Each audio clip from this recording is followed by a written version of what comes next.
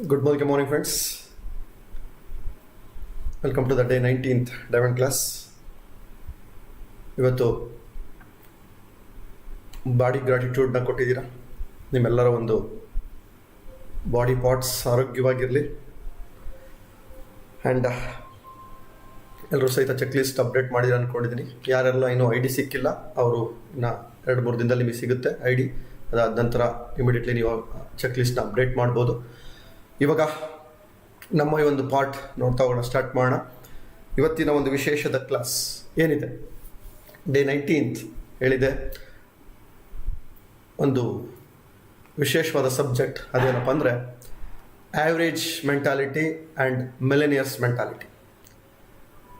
ಸಾಮಾನ್ಯ ವ್ಯಕ್ತಿಗಳ ಮನೋಭಾವ ಮತ್ತು ಕೋಟ್ಯಾಧಿಪತಿ ವ್ಯಕ್ತಿಯ ಮನೋಭಾವ ಹೇಗೆ ಅಂತ. ಇವತ್ತು ನಾವೆಲ್ಲರೂ ಸಹ ನಮ್ಮೊಳಗಡೆ ಇರ್ತಕ್ಕಂಥ ಮನೋಭಾವ ಏನಿದೆ, ಯಾಕೆ ನಾವು ಇವತ್ತು ಹೀಗಿದ್ದೀವಿ, ಯಾಕೆ ಕೆಲವು ವ್ಯಕ್ತಿಗಳು ಮಾತ್ರ ಅಗರ್ಭ ಶ್ರೀಮಂತರಾಗಿದ್ದಾರೆ, ಸಿಕ್ಕಾಪಟ್ಟೆ ಸಕ್ಸಸ್ ಆಗಿದ್ದಾರೆ, ಎಲ್ಲ ಫೀಲ್ಡಲ್ಲೂ ಸಹಿತ ಅಷ್ಟೇ. ಸಾಕಷ್ಟು ಜನ ಸಕ್ಸಸ್ ಆಗಿರೋರಿದ್ದಾರೆ, ಆದರೆ ನಾನು ಆ ಸಕ್ಸಸ್ ಆಗಿಲ್ಲ. ಯಾಕೆ ಇದುವರೆಗೂ ನಾನು ಈ ಥರ ಯಾವತ್ತಾರು ಯೋಚನೆ ಮಾಡಿದ್ದೀನ ಅನ್ನೋದು ಪ್ರಶ್ನೆ. ಈಗ ಆ ಆ್ಯಂಗಲಲ್ಲಿ ನಾನು ಯೋಚನೆ ಮಾಡಬೇಕಾ ಬೇಡವಾ? ನಾನು ಆ ಆ್ಯಂಗಲಲ್ಲಿ ಯೋಚನೆ ಮಾಡಿದರೆ ನಾನು ಏನಾಗ್ತೀನಿ ಅನ್ನೋದು. ಇವತ್ತು ಒಂದು ಸರ್ವೆ ಇದೆ, ಗೊತ್ತಿದೆ ಎಲ್ರಿಗೂ. 5% ಮಾತ್ರ ದೊಡ್ಡ ಶ್ರೀಮಂತರು ಇರೋದು ಪ್ರಪಂಚದಲ್ಲಿ. ಆ 5% ವ್ಯಕ್ತಿಗಳು ಯಾಕೆ ಅವ್ರು ಮಾತ್ರ 5% ಆದರು, ಉಳಿದವ್ರು 95% ಜನ ಯಾಕೆ ಅವರು ಆ ಲೆವೆಲಿಗೆ ರೀಚ್ ಆಗಲಿಲ್ಲ ಅಂತ. ಈಗ ಪ್ರಶ್ನೆ ಬರುತ್ತೆ ತುಂಬ ಜನಗಳಿಗೆ, 95% ನಮ್ಮ ಕೆಟಗರಿ ಅಲ್ವಾ ಅಂತ. 5% ಅಷ್ಟೇ ಶ್ರೀಮಂತರು. ನಮ್ಮಂಗೆ ಎಲ್ಲರೂ ಸಹಿತ ಆವರೇಜ್ ವ್ಯಕ್ತಿಗಳು ನಾವೆಲ್ಲ 95% ಅಂದರೆ ನಮ್ಮದೇ ಓಟ್ ಜಾಸ್ತಿ ಅಂತ, ನಮ್ಮದೇ ಸೈನ್ಯ ಜಾಸ್ತಿ ಅಂತ. ನಾವೇನು ಮಾಡ್ತೀವಿ, ನಮ್ಮ ಜೊತೆ ಸುತ್ತಮುತ್ತಲು ಬೆಳೆದು ಬಂದಿರತಕ್ಕಂಥ ಪರಿಸ್ಥಿತಿ ಹಾಗೇ ಇರುತ್ತೆ. ಅವರೆಲ್ಲರೂ ನಮ್ಮಾಗೇ ಇರ್ತಾರೆ. ನಮ್ಮಾಗೇ ಇರೋದ್ರಿಂದ, ನಮ್ಮ ಜೊತೆಗೇ ಇರೋದ್ರಿಂದ ಅಂಥವ್ರ ಜೊತೆನೇ ಬೆಳೆದು ನಾವು ಎಲ್ಲರ ಜೊತೆಗೆ ಹಾಗೇ ಇದ್ದೀವಿ. ನಾವು ಓಟ್ ಹಾಕೋದು ಯಾರಿಗೆ ಜಾಸ್ತಿ, ಯಾರಿಗೆ ಜೈ ಅಂತಾರೋ ಅವರಿಗೆ. ಅದೇ ಥರನೇ ನಾವು ನಮಗೆ ಓಟ್ ಹಾಕ್ಕೊಂತಿದ್ದೀವಿ. ಯಾಕೆ? ಎಲ್ಲರೂ ನನಗೆ ಇದ್ದಾರೆ, ಹಾಗಾಗಿ ನಾನು ಅವ್ರಿಗೆ ಇದ್ದೀನಿ, ಫಿನಿಶ್. ಆದರೆ ನಾನು ಯಾವತ್ತಾದರೂ ಯೋಚನೆ ಮಾಡಿದ್ದೀನ, ಯಾಕೆ ಆ ಮಿಲೆನಿಯರ್ಸು, ಆ ಕೋಟ್ಯಾಧಿಪತಿಗಳು ಯಾಕೆ ಅವ್ರು ಮಾತ್ರ ಆಗಾದ್ರು, ನಾನು ಯಾಕೆ ಆಗಕ್ಕಾಗಲಿಲ್ಲ? ಮೊನ್ನೆ ನಿಮಗೆ ಕ್ಲಾಸಲ್ಲಿ ಗೊತ್ತಾಗಿದೆ, ನಾವು ನಿಜವಾಗ್ಲೂ ನಮ್ಮಲ್ಲಿ ಒಂದು ಒಳ್ಳೆತನ ಇದೆ, ನಾವೇನಾದರೂ ಒಂದು ಒಳ್ಳೇದು ಮಾಡಬೇಕು ಅಂತಿದ್ರೆ ನಾವು ಶ್ರೀಮಂತರಾಗಲೇಬೇಕು ಅಂತ ಗೊತ್ತಾಗಿದೆ. ಹಾಗಿದ್ರೆ ನಾನು ಯಾಕೆ ಶ್ರೀಮಂತರಾಗ್ತಿಲ್ಲ, ಯಾಕೆ ಆಗಿಲ್ಲ? ಇದನ್ನು ನಾನು ನೋಡಿಕೊಂಡಾಗ ಇವಾಗ ನನಗೆ ಅರ್ಥ ಆಗಿದ್ದು, ಈ ಒಂದು ಕ್ಲಾಸ್ ಅಟೆಂಡ್ ಮಾಡಿದ್ಮೇಲೆ ಇವತ್ತು ಈ ಜ್ಞಾನ ನಮಗೆ ತುಂಬ ವರ್ಷಗಳಿಂದ ಸಿಕ್ತು. ಅವತ್ತು ಸಿಕ್ಕಾದ್ರಿಂದ ಒಂದೊಂದು ಅಂಶನೂ ಸಹಿತ ನಾವು ಅಳವಡಿಸ್ಕೊಳ್ತಾ ಹೋಗಿದ್ದಿಗೆ ಇವತ್ತು ನಮ್ಮಲ್ಲಿ ಆ ಒಂದು ಪರಿವರ್ತನೆ ಬಂದಿದೆ ಫ್ರೆಂಡ್ಸ್. ಈ ಒಂದು ಪಾಯಿಂಟ್ ನೀವು ನೋಡ್ತಾ ಹೋಗೋಣ. ನೀವು ಅಬ್ಸರ್ವ್ ಮಾಡಿ, ಇವತ್ತು ನೀವು ನೋಡ್ತಾ ಹೋಗ್ತೀರಾ ಆವ್ರೇಜ್ ಮೆಂಟಾಲಿಟಿ ಹೇಗಿರುತ್ತೆ, ಮಿಲೆನಿಯರ್ಸ್ ಮೆಂಟಾಲಿಟಿ ಹೇಗಿರುತ್ತೆ. ಯಾಕೆ ನಾನು ಆವ್ರೇಜಲ್ಲಿ ಇದ್ದೀನಿ, ಎಷ್ಟು ಪರ್ಸೆಂಟೇಜ್ ಮಿಲೆನಿಯರ್ಸ್ ಮೆಂಟಾಲಿಟಿ ನನ್ನಲ್ಲಿದೆ, ಇಲ್ಲೂ ಸಹಿತ ನೀವು ಪರ್ಸೆಂಟೇಜ್ ಆಗಿ ಕೇಳ್ತಾ ಹೋಗ್ಬೇಕು. ಎಷ್ಟು ಪರ್ಸೆಂಟೇಜ್ ಅವರೇಜ್ ಮೆಂಟಾಲಿಟಿ ಹತ್ರ ಇದೆ, ಎಷ್ಟು ಪರ್ಸೆಂಟ್ ಮಿಲಿನಿಯರ್ಸ್ ಮೆಂಟಾಲಿಟಿ ಇದೆ. ನಾನು ಆ ಒಂದು ಮೆಂಟಾಲಿಟಿ ಹಿಡ್ಕೋಬೇಕು ಬೇಡ? ಅದು ಹಿಡ್ಕೊಂಡ್ರೆ ಏನಾಗುತ್ತೆ, ಅವ್ರು ಸುಮ್ಮನೆ ಯಶಸ್ವಿ ವ್ಯಕ್ತಿಗಳು ಆಗಿಲ್ಲ. ಎಲ್ರಿಗೂ ಏನಪ್ಪ ಇವರು ಸಕ್ಸಸ್ ಆದರೂ ಅನ್ಸುತ್ತೆ, ಆದರೆ ಅವ್ರು ಸುಮ್ಮನೆ ಖಂಡಿತ ಆಗಿರೋದಿಲ್ಲ. ಅವ್ರಲ್ಲಿರ್ತಕ್ಕಂಥ ಮೆಂಟಾಲಿಟಿ ಕಾರಣ ಆಗುತ್ತೆ. ಯಾಕೆ ಅಂದರೆ ಇನ್ನೊಂದು ಹೇಳ್ತೀನಿ, ಎಲ್ಲರೂ ಸಹಿತ ಮನುಷ್ಯ, ಎಲ್ರಿಗೂ ಸಹಿತ 2 ಕಾಲು 2 ಕೈ ತಲೆ ಇರುತ್ತೆ. ಎಲ್ಲರಿಗೂ ದೇಹದಲ್ಲಿ ಏನೂ ಡಿಫ್ರೆನ್ಸ್ ಇಲ್ಲ. ಡಿಫ್ರೆನ್ಸ್ ಇರೋದು ಒಂದೇ ಮೆಂಟಾಲಿಟಿನಲ್ಲಿ, ಈ ಪೋರ್ಷನ್ ಮಾತ್ರ. ಅದರಲ್ಲೂ ನಮ್ಮ ಬುದ್ಧಿಶಕ್ತಿ ಮಾತ್ರ. ನಾನು ಮನೋಭಾವ ಏನಿದೆ, ಎಲ್ಲ ವ್ಯಕ್ತಿಗಳು ನೋಡಿ, ಭಿಕ್ಷುಕನೂ ಮನುಷ್ಯನೇ, ಬಿಲ್ ಗೇಟ್ಸು ಮನುಷ್ಯನೇ. ಅವನಿಗಿರೋದು 24 ಗಂಟೆ, ಇವನಿಗಿರೋದು 24 ಗಂಟೆ. ಯಾಕೆ ಅವ್ರು ಮಾತ್ರ ಶ್ರೀಮಂತರಾದ್ರು, ಯಾಕೆ ನಾನು ಆ ರೀತಿ ಶ್ರೀಮಂತ ಆಗಕ್ಕಾಗಿಲ್ಲ? ಯಾವ ಯಾವ ಯಾವ ಗುಣಗಳನ್ನ ನಾನು ಅಳವಡಿಸ್ಕೊಂಡಿಲ್ಲ, ಅದಕ್ಕೆ ನಾನು ಆಗಿಲ್ಲ. ಇದನ್ನ ನಾನು ನೋಡ್ಬೇಕಾಗಿದೆ. ಇದನ್ನ ನೀವು ಸೀರಿಯಸ್ ಆಗಿ ನೋಡಿದ್ದೇ ಆದ್ರೆ ಇವತ್ತಿನಿಂದನೇ, ಈ ಕ್ಷಣದಿಂದನೇ ನಿಮ್ಮಲ್ಲಿ ಈ ಒಂದು ಕೋಟ್ಯಾಧಿಪತಿ ಆಗ್ತಕ್ಕಂಥ ಒಂದು ಶಕ್ತಿ ಜಾಗೃತ ಆಗುತ್ತೆ. ಆ ಶಕ್ತಿ ಎಲ್ಲರಲ್ಲೂ ಇದೆ, ಆದರೆ ಅದಕ್ಕೆ ಕಾರಣ ನನ್ನ ಮೆಂಟಾಲಿಟಿ, ನನ್ನ ಮನೋಭಾವನೆ ಕಾರಣ ಆಗಿದೆ. ಆ ಮನೋಭಾವನ ನಾನು ಟ್ರಾನ್ಸ್ಫಾರ್ಮ್ ಮಾಡ್ಕೊಳ್ತಾ ಹೋಗ್ಬಿಟ್ರೆ ಆಟೋಮೆಟಿಕ್ ಆಗಿ ನಾನು ಅನ್ಕೊಂಡ್ರದೆಲ್ಲೂ ಸಕ್ಸಸ್ ಆಗ್ಬಿಡುತ್ತೆ. ರೆಡಿ ಇದ್ದೀರಾ? ನೋಡೋಣವಾ ನಮ್ಮಲ್ಲಿ ಯಾವ ಯಾವ ಮನೋಭಾವ ಇದೆ, ಯಾವ ಯಾವ ಮನೋಭಾವ ಬರಬೇಕಾಗಿದೆ. ಇದರ ಒಂದು ಕಂಪ್ಯಾರಿಸನ್ ನೋಡ್ತಾ ನಮ್ಮಲ್ಲಿ ಆ ಒಂದು ಪರಿವರ್ತನೆ ಆಗ್ತಾ ಹೋಗ್ಬೇಕಾಗಿದೆ. ನೋಡ್ತಾ ಹೋಗೋಣ. ಮೊದಲನೇದಾಗಿ ಅಗೈನ್ ನಮ್ಗೆಲ್ಲರೂ ಗೊತ್ತಿದೆ ನಮ್ಮ ಒಂದು ಉದ್ದೇಶ ಬಿಲ್ ಗೇಟ್ಸ್ ಬುದ್ಧ ಆಗಬೇಕು ಅಂತ. ಅದಕ್ಕೆ ಫಸ್ಟು ಬಿಲ್ ಗೇಟ್ಸ್ ಏನು ಹೇಳಿದ್ದಾರೆ ನೋಡಿ. ಇವತ್ತು ಬಿಲ್ ಗೇಟ್ಸ್ ಹೇಳಿರ್ತಕ್ಕಂಥ ಒಂದು ಸೆಂಟೆನ್ಸ್, ಪ್ರಪಂಚದ ನಂಬರ್ 1 ಶ್ರೀಮಂತ ವ್ಯಕ್ತಿ ಹೇಳ್ತಾರೆ, if you are born poor it's not your mistake, but if you die as poor it is your mistake ಅಂತ. ಅಂದ್ರೇನು? ನೀವು ಬಡವರಾಗಿ ಹುಟ್ಟಿದ್ರೆ ಅದು ನಿಮ್ಮ ತಪ್ಪಲ್ಲ, ಆದ್ರೆ ಬಡವರಾಗಿ ಸತ್ರೆ ಆ ತಪ್ಪು ಖಂಡಿತ ನಿಮ್ದೇ ಅಂತ. ಇದು ನಾನು ಹೇಳ್ತಾ ಇರೋದಲ್ಲ, ಯಾರೋ ಆಡಿದರೆ ವ್ಯಕ್ತಿಗಳು ಹೇಳ್ತಾ ಇರೋದಲ್ಲ, ಒಬ್ಬ ಶ್ರೀಮಂತ ವ್ಯಕ್ತಿ ಹೇಳ್ತಾ ಇರೋದು. ಅದು ಆ ವ್ಯಕ್ತಿ ಬಡವನಾಗಿ ಇದ್ದು ಶ್ರೀಮಂತ ಆಗಿರೋದು. ಅವ್ರು ಹುಟ್ಟಿದಲ್ಲೇ ಅಗರ್ಭ ಶ್ರೀಮಂತರ ಮಗ ಅಲ್ಲ, ಒಬ್ಬ ಆಡಿದರಿ ಲಾಯರ್ನ ಮಗ. ಅವರು ನಾರ್ಮಲ್ ಆಗಿ ಬಡತನದಲ್ಲಿ ಇದ್ದೋರ್ತಕ್ಕಂಥವ್ರು ಇವತ್ತು ಪ್ರಪಂಚದ ನಂಬರ್ 1 ಶ್ರೀಮಂತ ವ್ಯಕ್ತಿ ಆಗಿದ್ದೇವೆ. ಅವ್ರು ಹೇಳ್ತಾ ಇರೋದು, ಹೆಂಗೆಂಗ ಹುಟ್ಟುಬಿಟ್ಟಿದ್ದೀರಾ, ಹುಟ್ಟೋದು ನಿಮ್ಮ ಕೈನಲ್ಲಿ ಇರಲಿಲ್ಲ, ಆದ್ರೆ ನೀವು ಸಾಯ್ತಾ ಇದ್ದೀರಲ್ವಾ, ಸಾಯ್ತಿರಲ್ವ ಒಂದಿನ, ಸಾಯ್ಬೇಕಾದ್ರೆ ಏನಾಗಿ ಸಾಯ್ತಿದ್ದೀರಾ? ನಾನು ಹುಟ್ಟು ಸರಿ ಇರಲಿಲ್ಲ ಅಂತಾನೆ ನಾನು ಬ್ಲೇಮ್ ಮಾಡ್ಕೊಂತಿರ್ತೀನಾ ಇರ್ಬೇಕಾ, ಅಥವಾ ನನ್ನ ಹುಟ್ಟು ಮತ್ತೆ ಸಾವಿನ ಮಧ್ಯೆ ನನ್ನಲ್ಲಿರ್ತಕ್ಕಂಥ ಒಂದು ಪರಿವರ್ತನೆ ಆಗಬೇಕಾ ಬೇಡವಾ? ಆ ಒಂದು ಶ್ರೀಮಂತಿಗೆ ಜೀವನನ ಪಡಿಬೇಕಾ ಬೇಡವಾ? ನನ್ನ ಕೈನಲ್ಲಿ ಯಾಕೆ ಆಗಲ್ಲ ನಾನು ಶ್ರೀಮಂತ ಆಗೋಕ್ಕೆ ಅಂತ. ಇವ್ರು ಇದ್ರು ಅನ್ನೋದಕ್ಕೆ, ಇವ್ರು ಹೇಗೆ ಅವ್ರ ಜೀವನ ವೆಚ್ಚಿದ್ರು ಅನ್ನೋದಕ್ಕೆ ಒಂದು ಎಕ್ಸಾಂಪಲ್ ಕೊಡ್ತೀನಿ. ಒಂದಿನ ಅಮೆರಿಕದಲ್ಲಿ ಒಂದು 5 ಸ್ಟಾರ್ ಹೋಟ್ಲಿಗೆ ಹೋಗಿರ್ತಾರೆ ಬಿಲ್ ಗೇಟ್ಸ್. ಊಟ ಎಲ್ಲ ಆದ್ಮೇಲೆ ಟಿಪ್ಸ್ ಕೊಡ್ಬೇಕಲ್ವಾ, ಟಿಪ್ಸ್ ಕೊಡ್ಬೇಕು ಹೋದಾಗ $1 ಕೊಡ್ತಾರೆ. ಯಾರಿಗೆ? ಸರ್ವರ್ಗೆ. ಅವ್ರು ಕೇಳ್ತಾರೆ, ಸರ್ ನಿಮ್ಗೊಂದು ಕ್ವಶನ್ ಕೇಳ್ಬೋದಾ ಇಫ್ ಯು ಡೋಂಟ್ ಮೈಂಡ್ ಅಂತ. ಅವ್ರು ಹೇಳ್ತಾರೆ ಕೇಳಿ ಅಂತ. ಏನಿಲ್ಲ, ನಿಮ್ಮ ಮಗ ಬರ್ತಾನೆ ಇದೇ ಹೋಟ್ಲಿಗೆ, ಅವರು ಟಿಪ್ಸ್ ಅಂತ $100 ಕೊಡ್ತಾರೆ, ನೀವು ಮಾತ್ರ ಯಾಕೆ $1 ಕೊಡ್ತೀರಾ? You are the richest person in the world ಅಂತ. ಅವ್ರು ಹೇಳ್ತಾರೆ ಅದಕ್ಕೆ, ನಾನು ರಿಚೆಸ್ಟ್ ಪರ್ಸನ್ ಈಗ, ನನ್ನ ಮಗ ಪ್ರಪಂಚದ ನಂಬರ್ 1 ಶ್ರೀಮಂತನ ಮಗ, ಆದರೆ ನಾನು ಒಬ್ಬ ಬಡ ತಂದೆಯ ಮಗ. ನಾನು ಬಡ ತಂದೆಯ ಮಗ ಆಗಿರೋದಕ್ಕೆ ನಾನು $1 ಕೊಡ್ತಾ ಇದ್ದೀನಿ, ನನ್ನ ಮಗ ಅತಿ ದೊಡ್ಡ ಶ್ರೀಮಂತರ ಮಗ ಆಗಿರ್ತೀನಿ, $100 ಕೊಡ್ತಿದ್ದಾನೆ ಅಂತ. ಜಸ್ಟ್ ಯೋಚನೆ ಮಾಡಿ, ಅವ್ರು ಹೇಗಿದ್ರು ಇವತ್ತು ಹೇಗಾಗಿದ್ದಾರೆ ಅಂತ. ಹಾಗೆ ಇವತ್ತು ನಾವು ಯೋಚನೆ ಮಾಡಬೇಕಾಗಿರೋದು, ಇವತ್ತು ಬಿಲ್ ಗೇಟ್ಸ್ ಆ ಥರ ಹೇಳಿದ್ದಾರೆ ಅಂದ್ರೆ ಆ ಬಿಲ್ ಗೇಟ್ಸ್ ಪ್ರಕಾರ ನಿರ್ಧಾರ ನಾನು ಮಾಡಿದ್ದೀನ, ಸೀರಿಯಸ್ ಆಗಿ ನಾನು ಸಂಕಲ್ಪ ಮಾಡಿದ್ದೀನ. ನಾನು ಸಾಯೋದ್ರೊಳಗಡೆ ಒಬ್ಬ ಆಗರ್ಭ ಶ್ರೀಮಂತ ಆಗಬೇಕು, ಸಾಯೋದಕ್ಕಂತಂಗ ಕಾಯೋಂಗಿಲ್ಲ ಹಾಗಂತ. ಕೆಲವೇ ವರ್ಷಗಳಲ್ಲಿ ನಾನು ಆ ಮಟ್ಟಕ್ಕೆ ನಾನು ಯಾಕೆ ಬೆಳೆಯೋಕ್ಕಾಗಲ್ಲ, ನಾನು ಯಾಕೆ ಬೆಳಿಬಾರ್ದು, ಆ ಒಂದು ಆಲೋಚನೆ ನನ್ನಲ್ಲಿ ಇದೆಯಾ ಯೋಚನೆ ಮಾಡಿ ಫ್ರೆಂಡ್ಸ್. ಯಾವುದೇ ಒಬ್ಬ ಶ್ರೀಮಂತ ವ್ಯಕ್ತಿಗಳು ಆಗಿದ್ದು ಈ ತರ ಒಂದು ನಿರ್ಧಾರಗಳಿಂದ. ಈಗ ನೋಡ್ತಾ ಹೋಗೋಣ. ಈಗ ಇದಕ್ಕೊಂದು ಒಳ್ಳೆ ಸ್ಟೇಟ್ಮೆಂಟ್ ಇದೆ, money is not the problem, your poor mentality is ಅಂತ. ಅಂದ್ರೆ ಸಮಸ್ಯೆ ಹಣ ಇಲ್ಲದಿರೋದಲ್ಲ. ಇವತ್ತು ತುಂಬಾ ಜನ ಹೇಳ್ತಾರೆ, ಯಾಕೆ ಶ್ರೀಮಂತರಾಗಿಲ್ಲ, ಹಣ ಇಲ್ಲ ಅಂತ. ಸಮಸ್ಯೆ ಹಣ ಇಲ್ದಲಿರೋದಲ್ಲ. ಸಮಸ್ಯೆ ಯಾವುದಪ್ಪ ಅಂದ್ರೆ ನನ್ನಲ್ಲಿ ಬಡತನದ ಮನೋಭಾವದಲ್ಲಿರೋದು. ಸಮಸ್ಯೆ ಇರೋದು ನನ್ನ ಬಡತನದ ಮನೋಭಾವ. ನನ್ನ ಮನೋಭಾವನೇ ಬಡವರಾಗ್ಬಿಟ್ಟಿದೆ. ನಾನು ಬಡವ ಬಡವ ಬಡವ ಅನ್ಕೊಂಡು ಎಲ್ಲದ್ರೂ ಸಹಿತ ಆ ಯೋಚನೆ ಮಾಡಿ ಮಾಡಿ ಮಾಡಿ ನಾನು ಎಕ್ಸ್ಟ್ರಾ ಥಿಂಕೇ ಮಾಡ್ತಾ ಇಲ್ಲ. ನನ್ನ ಆಲೋಚನೆಗಳು ಅಲ್ಲೇ ಸ್ಟ್ರಕ್ ಆಗೋಗ್ಬಿಟ್ಟಿದೆ. ನಾನು ದುಡ್ಡಿಲ್ದಲೇ ಬಡವ ಅಲ್ಲ, ದುಡ್ಡು ಶ್ರೀಮಂತ ಆಗಬೇಕು ಅನ್ನೋ ಮನಸ್ಥಿತಿ ಇಲ್ದಲೇ ಇರೋ ಬಡವ. ಅಂದ್ರೆ ಮನಸ್ಥಿತಿನಲ್ಲಿ ನಾನು ಬಡವ ಆಗಿದ್ದೀನಿ. ದುಡ್ಡಿಂದ ಸಮಸ್ಯೆನೇ ಇಲ್ಲ ಈ ಪ್ರಪಂಚದಲ್ಲಿ ಸಾವಿರಾರು ಲಕ್ಷಾಂತರ ಕೋಟಿ ದುಡ್ಡಿದೆ. ಆದ್ರೆ ಅದನ್ನ ನಾನು ಸಂಪಾದನೆ ಮಾಡ್ತಕ್ಕಂಥ ಶಕ್ತಿ ನನ್ನಲ್ಲಿಲ್ಲ, ಆ ಆಲೋಚನಾ ಶಕ್ತಿ ನನ್ನಲ್ಲಿಲ್ಲ. ಅದಕ್ಕೆ ನಾನು ಅದನ್ನ ಪಡೆದಿಲ್ಲ. ಈ ಆಂಗಲ್ ಅಲ್ಲಿ ನಾನು ಯೋಚನೆ ಮಾಡಿದ್ದೀನ, ಚೆಕ್ ಮಾಡಿ. ಆದ್ರೆ ಏನ್ ಹೇಳ್ತೀವಿ, ಯಾವತ್ತು ಕೇಳಿದ್ರೆ, ಯಾರಿಗಾದ್ರೂ ಕೇಳಿದ್ರೆ ಏನ್ ಹೇಳ್ತೀವಿ, ಹೇಗಿದೆಯಪ್ಪ, ಯಾಕೆ ಹೇಳ್ತೀಯ, ನನ್ನ ಪ್ರಾಬ್ಲಮ್. ಎಲ್ಲರೂ ನಾವು ಹೇಳಿದೆ, ನಾನು ಬರೀ ಪ್ರಾಬ್ಲಮ್ ಪ್ರಾಬ್ಲಮ್ ಪ್ರಾಬ್ಲಮ್. ಎಲ್ಲ 99% ಪ್ರಾಬ್ಲಮ್ ಹೇಳೋದಿಲ್ಲ ದುಡ್ಡಿಂದೇ. ಮತ್ತೆ ದುಡ್ಡಿನ ಸಮಸ್ಯೆ ದುಡ್ಡಿನ ಸಮಸ್ಯೆ ದುಡ್ಡಿನ ಸಮಸ್ಯೆ. ನಮ್ಮ ಅಪ್ಪಂಗೂ ದುಡ್ಡಿನ ಸಮಸ್ಯೆ, ಅವರಪ್ಪಂಗೂ ದುಡ್ಡಿನ ಸಮಸ್ಯೆ, ಅವರಪ್ಪಂಗೂ ದುಡ್ಡಿನ ಸಮಸ್ಯೆ. ನಾನು ಬಡವ, ನಮ್ಮಪ್ಪ ಬಡವ, ಅವರಪ್ಪ ಬಡವ, ಅವರಪ್ಪ ಬಡವ, ನನ್ನ ಮಗನೂ ಬಡವ, ಹಂಗೇ ಸಕ್ಕಂತ ಹೋಗ್ಬಿಡುತ್ತೆ. ಅಥವಾ ಆ ಮ್ಯಾಕ್ಸಿಮಮ್ ಮಿಡ್ಲ್ ಕ್ಲಾಸ್ ಲೈಫ್ ಅಷ್ಟೇ. ಯಾಕಾಗ್ತಿದೆ ಈ ತರ? ನಾನು ಸೀರಿಯಸ್ ಆಗಿ ಆ ಯೋಚನೆಯಿಂದ ಟ್ರಾನ್ಸ್ಫಾರ್ಮ್ ಆಗಿದ್ದೀನ. ನನ್ನ ಮೆಂಟಾಲಿಟಿನಲ್ಲಿ ನಾನು ಎಕ್ಸ್ಟ್ರಾರ್ಡಿನರಿ ಅಂತಕ್ಕಂಥ ಮೆಂಟಾಲಿಟಿನ ನಾನು ಹಾಕ್ಕೊಂಡಿದ್ದೀನಿ. ನೋಡಿ, ಯಾವಾಗ ನಾನು ಹಾಕ್ಕೊಳ್ತೀನಿ ಆ ಮೆಂಟಾಲಿಟಿಯಿಂದ ನಾನು ಹೊರಗಡೆ ಬರ್ತೀನಿ. ಆ ಒಂದು ದೃಷ್ಟಿಕೋನದಲ್ಲಿ ನಾನು ನೋಡೇ ಇಲ್ಲ. ನಾನು ನೋಡಿರೋದು ಒಂದೇ ಬರೀ ಬಡತನ ಬಡತನ ಬಡತನ. ನಾನು ಫೋಕಸ್ ಏನಕ್ಕೆ ಮಾಡ್ತಾ ಇದ್ದೀನಿ ಅದೇ ಸಿಗುತ್ತೆ. ನನ್ನ ಕನ್ವರ್ಸೇಷನ್ ಅಲ್ಲಿ ನಾನು ಒಬ್ಬ ಶ್ರೀಮಂತ ವ್ಯಕ್ತಿ ಅಂತ ಕನ್ವರ್ಸೇಷನ್ ಇಲ್ಲ, ಆ ಥಾಟೇ ಇಲ್ಲ ನನಗೆ. ನನ್ನ ಆಲೋಚನೆಯಲ್ಲೇ ನಾನು ಮಗ್ನನಾಗ್ಬಿಟ್ಟಿದ್ದೀನಿ. ನನಗೆ ಬರೀ ಪ್ರಾಬ್ಲಮ್. ಬಡತನ ವ್ಯಕ್ತಿಗಳು ಹೇಗೆ ಜೀವಿಸ್ತಾರೆ ಅದೇ ಥರ ಅದ್ರಲ್ಲಿ ಜೀವಿಸೋದು, ಅದರಲ್ಲೇ ಕ್ಯಾಲ್ಕುಲೇಟ್ ಮಾಡೋದು, ಅದರಲ್ಲೇ ಯೋಚನೆ ಮಾಡ್ತಾ ಕೂತ್ಕೊಳ್ಳೋದು. ನನ್ನ ಫೋಕಸ್ ನಾನು ಯಾವುದಕ್ಕೆ ಮಾಡ್ತಾ ಇದ್ದೀನಿ ಅದು ರಿಸಲ್ಟ್ ಸಿಗುತ್ತೆ. ಈಗ ನೋಡೋಣ, ಈ ಥರ ಫೋಕಸ್ನ ನಾನು ಟ್ರಾನ್ಸ್ಫರ್ ಮಾಡಬೇಕಾ ಬೇಡವಾ, ಅದು ನನ್ನ ಕೈನಲ್ಲಿದೆ. ಇವತ್ತು ಒಂದೊಂದಾಗಿ ನೋಡ್ತಾ ಹೋಗೋಣ. ಏನೇನು ಇವತ್ತು ಲೆಫ್ಟ್ ಸೈಡ್ ನೋಡ್ತೀರಾ, ಇದೆಲ್ಲದು ಸಹಿತ ಅವರೇಜ್ ವ್ಯಕ್ತಿಗಳದು.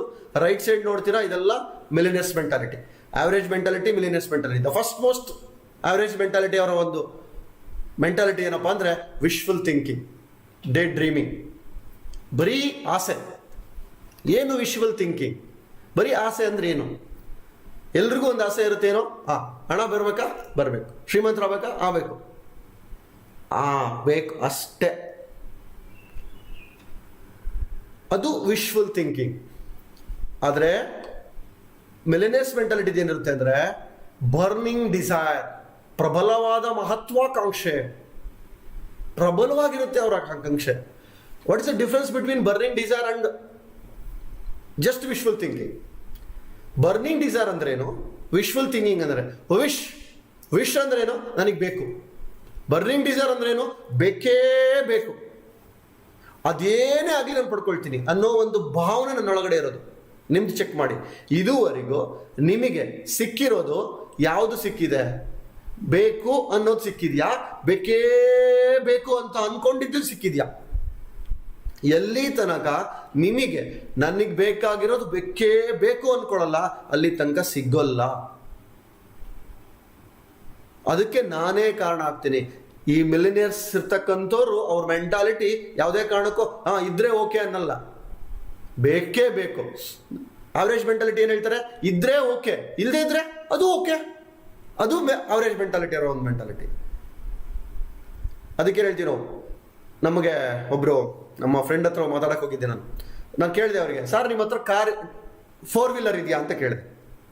ಅವ್ರು ಹೇಳಿದ್ರು, ಸರ್ ನನ್ನ ಹತ್ರ 4 ವೀಲರ್ ಇಲ್ಲ, 2 2 ವೀಲರ್ ಇದೆ ಅಂತ.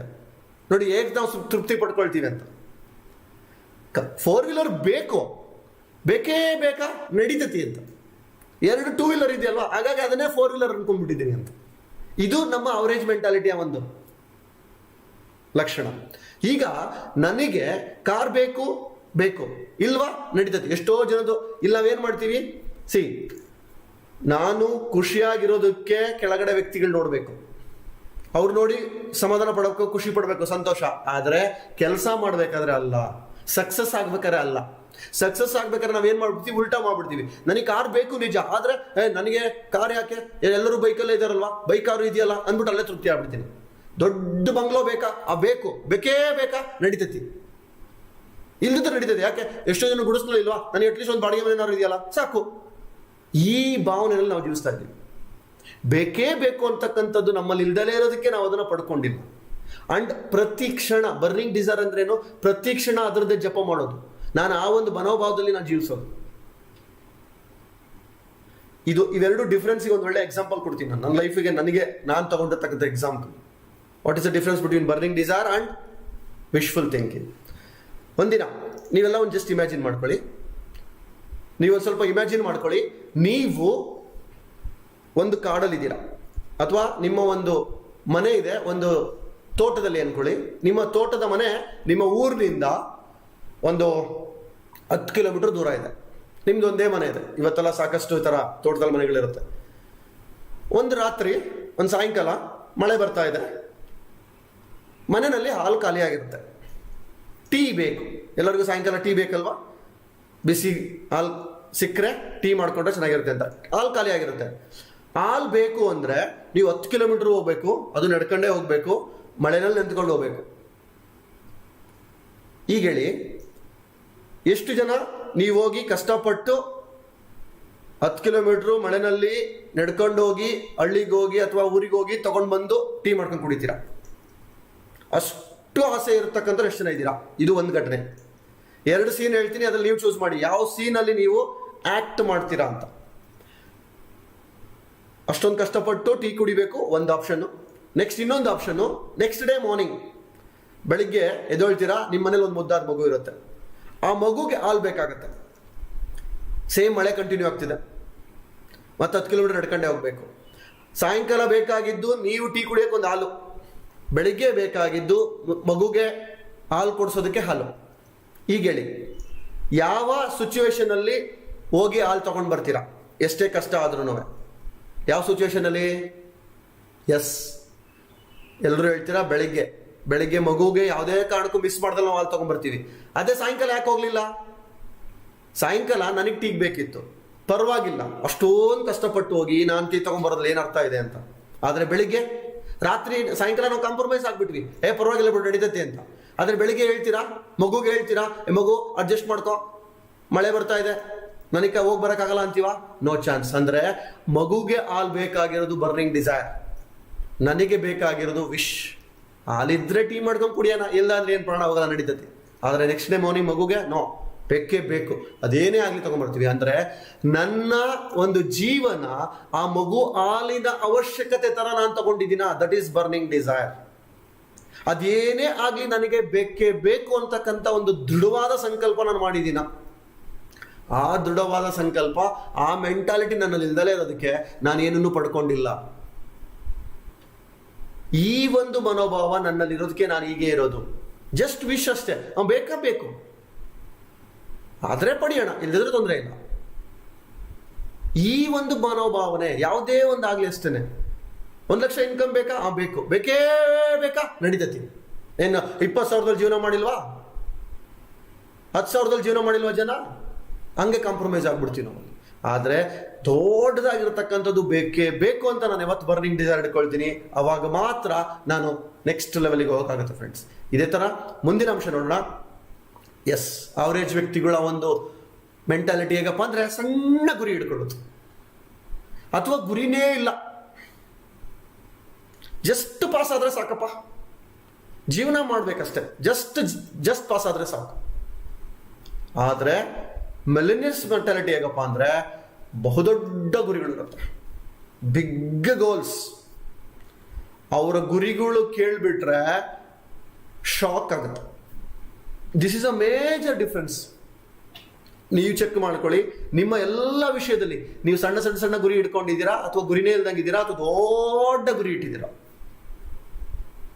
ಬಟ್ ನಮ್ಮೆಲ್ಲರ ಲೈಫು ಅವರೇಜ್ ವ್ಯಕ್ತಿಗಳದ್ದು ಎಲ್ಲ ಸಣ್ಣ ಗುರಿಗಳೇನೆ.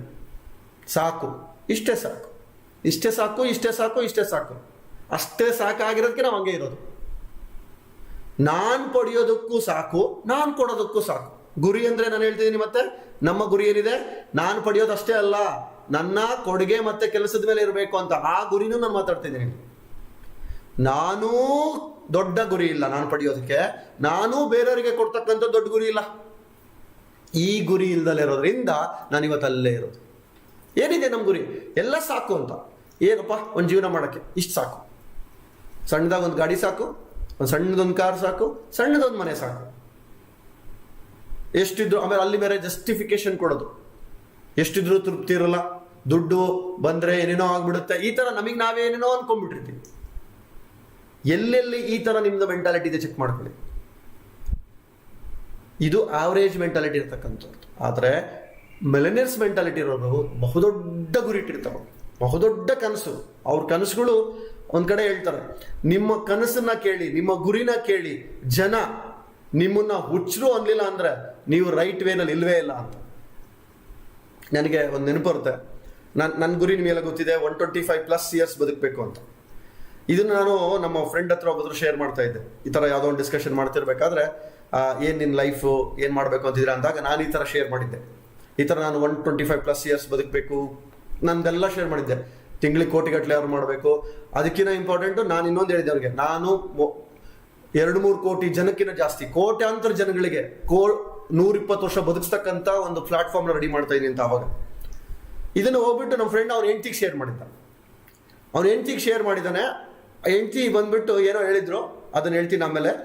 ಅವನು ಒಂದು ಟ್ರೈನಿಂಗ್ ಅಟೆಂಡ್ ಮಾಡಕ್ಕೆ ಹೋಗಿದ್ದ. ಆ ಟ್ರೈನಿಂಗ್ ಅಟೆಂಡ್ ಮಾಡಕ್ಕೆ ಹೋದಾಗ ಅಲ್ಲಿ ಒಂದು ವಿಷಯ ಗೊತ್ತಾಯ್ತು, ಇದೇ ವಿಷಯ. ನಿಮ್ಮ ಗುರಿ ದೊಡ್ಡದಿಲ್ಲ ಅಂದ್ರೆ, ನಿಮ್ಮ ಗುರಿ ಹೇಗಿರ್ಬೇಕು ಅಂದ್ರೆ ಜನಗಳು ಹುಚ್ಚರು ಅನ್ಬೇಕು, ಅವಾಗ ಮಾತ್ರ you are in right track ಅಂತ. ಅದನ್ನ ನೋಡ್ಬಿಟ್ಟು ಇಮಿಡಿಯೇಟ್ಲಿ ನನಗೆ ಫೋನ್ ಮಾಡ್ದ. ನನಗೆ ಫೋನ್ ಮಾಡಿ, ವಿಜಯ್ ಯು ಆರ್ ಗ್ರೇಟ್ ಯಾರ್, ನೀನು 100% ಸಕ್ಸಸ್ ಆಗ್ತೀಯಾ, ಯಾಕೆ ಅಂದ್ರೆ ನನ್ನ ಹೆಂಡತಿ ನಿನ್ನ ಹುಚ್ಚ ಅಂದಿದ್ಲು ಅಂತ. ನಿನ್ನ ಡ್ರೀಮ್ ನೋಡಿ ಹುಚ್ಚ ಅಂದಿದ್ಲು, ಇದೆಲ್ಲ ಸಾಧ್ಯನೇ ಇಲ್ಲ ಅಂತ ಅಂದಿದ್ಲು, ನೀನು ಏನು ಅನ್ಕೊಂಡ್ರು ಮಾಡ್ತೀಯಮ್ಮ ಅಂತ. ಜಸ್ಟ್ ಅವಾಗ ಶಾಕ್ ಆಗಿದೆ. ಎಸ್, ನಾನು ನನ್ನ ಗುರಿ ನೋಡಿ ಹುಚ್ಚ ಅನ್ಬೇಕು ಜನಗಳು. That is the biggest task we need to take. ಇವತ್ತು ಎಲ್ಲ ಮಹಾನ್ ವ್ಯಕ್ತಿಗಳು ನೋಡಿ, ಅವರೆಲ್ಲರೂ ಹುಚ್ಚು ಓದಿದ್ದೆ. ಫ್ಲೈಟ್ ಕಂಡು ಹಿಡಿಯಕ್ಕೆ ಹೋದಾಗ ಯಾರು ಅವ್ರಿಗೆ ಆಯ್ಕೆ ಮಾಡ್ತೀಯಾ ಮಾಡಮ್ಮ ಅನ್ಲಿಲ್ಲ. ಎಲ್ಲ ಸೈಂಟಿಸ್ಟ್ಗಳಿಗೆ ಹುಚ್ಚರು ಅಂತಾನೆ ಹೊಡೆದಾಕಿದ್ದವ್ರನ್ನ. ಆದರೆ ಆ ಹುಚ್ಚರೇ ಇವತ್ತು ದೊಡ್ಡ ಸಾಧನೆ ಮಾಡಿರೋದು. ಆ ಹುಚ್ಚತನ ಇರಬೇಕು, ದೊಡ್ಡದಾಗಿ ಮಾಡಬೇಕು ಅಂತ. ಏನಿದೆ ನಮ್ದು ಚೆಕ್ ಮಾಡಿ, ಎಷ್ಟಿದೆ? ಬರೀ ಸಣ್ಣ ಸಣ್ಣ ಸಣ್ಣ ಸಣ್ಣ ಸಣ್ಣ ಹಿಡ್ಕೊಂಡು ಕೂತಿದೀವಲ್ವಾ. ನಿರ್ಭಯಿಂದ ಸ್ವಾಮೀಜಿ ಏನ್ ಹೇಳಿದ್ರು ನಮಗೆ? ಇಡೀ ಭೂಮಂಡಲದ ಸಂಪತ್ತಿಗೆ ಒಡೆಯಾಗ್ತಕ್ಕಂಥ ಶಕ್ತಿ ನಿನ್ನೊಳಗಡೆ ಇದೆ, ಒಬ್ಬೊಬ್ಬ ಮನುಷ್ಯನಲ್ಲೂ ಇದೆ ಅಂತ. ಆದ್ರೆ ನಾನು ಏನ್ ಮಾಡ್ತಾ ಇದ್ದೀನಿ? ಭೂಮಂಡಲ ಅಲ್ಲ, ನನಗೆ ಮನೆಗೆ ನಾನು ಒಡೆಯನಾಗ್ತಿಲ್ಲ. ಇಷ್ಟು ಚಿಕ್ಕ ಟಾರ್ಗೆಟ್ ಇಟ್ಕೊಂಡು ಕೂತಿದ್ದೀನಿ. ಹೇಗ್ ಸಾಧ್ಯ? ಎಷ್ಟು ದೊಡ್ಡದಿರ್ಬೇಕು ನಮ್ಮ ಕನಸು ಅಂದ್ರೆ, ನಮ್ಮ ಸದ್ಗುರು ಹೇಳ್ತಾರೆ, ನಿಮ್ಮ ಕನಸು ಗುರಿ ಹೇಗಿರ್ಬೇಕಪ್ಪ ಅಂದ್ರೆ, ನಿಮ್ಮ ಈ ಜನ್ಮದಲ್ಲೂ ಸಹಿತ ಫುಲ್ಫಿಲ್ ಆಗ್ಬಾರ್ದು, ಅದು ತಲೆಮಾರುಗಟ್ಟಲೆ ತಗೋಬೇಕು. ಅಷ್ಟು ದೊಡ್ಡ ಒಂದು ಕನಸನ್ನ ಕಟ್ಟಬೇಕು ಅಂತ. ಅಷ್ಟು ದೊಡ್ಡ ಗುರಿಗೆ ವರ್ಕ್ ಮಾಡಿ ನೀವು ಅಂತ. ಆ ಒಂದು ಗುರಿನ ನಾನು ಹಿಡ್ಕೊಂಡಿದ್ದೀನ. ಅದಕ್ಕೂ ನನಗೂ ಎಷ್ಟು ಡಿಫ್ರೆನ್ಸ್ ಇದೆ. ಯಾಕೆ ಅವ್ರುಗಳು ಮಾತ್ರ ಯೋಚನೆ ಮಾಡಿದ್ರು? ಅವ್ರಿಗೇನಾದ್ರು ಎಕ್ಸ್ಟ್ರಾ ದೇವ್ರೇನಾದ್ರು ಸಪರೇಟ್ ಆಗಿ ಆಶೀರ್ವಾದ ಮಾಡಿದ್ನಾ? ಬಿಲ್ ಗೇಟ್ಸ್ಗೆ ಸಪರೇಟ್ ಆಶೀರ್ವಾದ ಇತ್ತಾ? ಧೀರುಭಾಯಿ ಅಂಬಾನಿಗೆ ಸಪರೇಟ್ ಆಶೀರ್ವಾದ ಇತ್ತಾ? ಯೋಚನೆ ಮಾಡಿ. ನಾನು ಆ ಆಂಗಲ್ ಅಲ್ಲಿ ಯೋಚನೆ ಮಾಡಿದ್ದೀನ.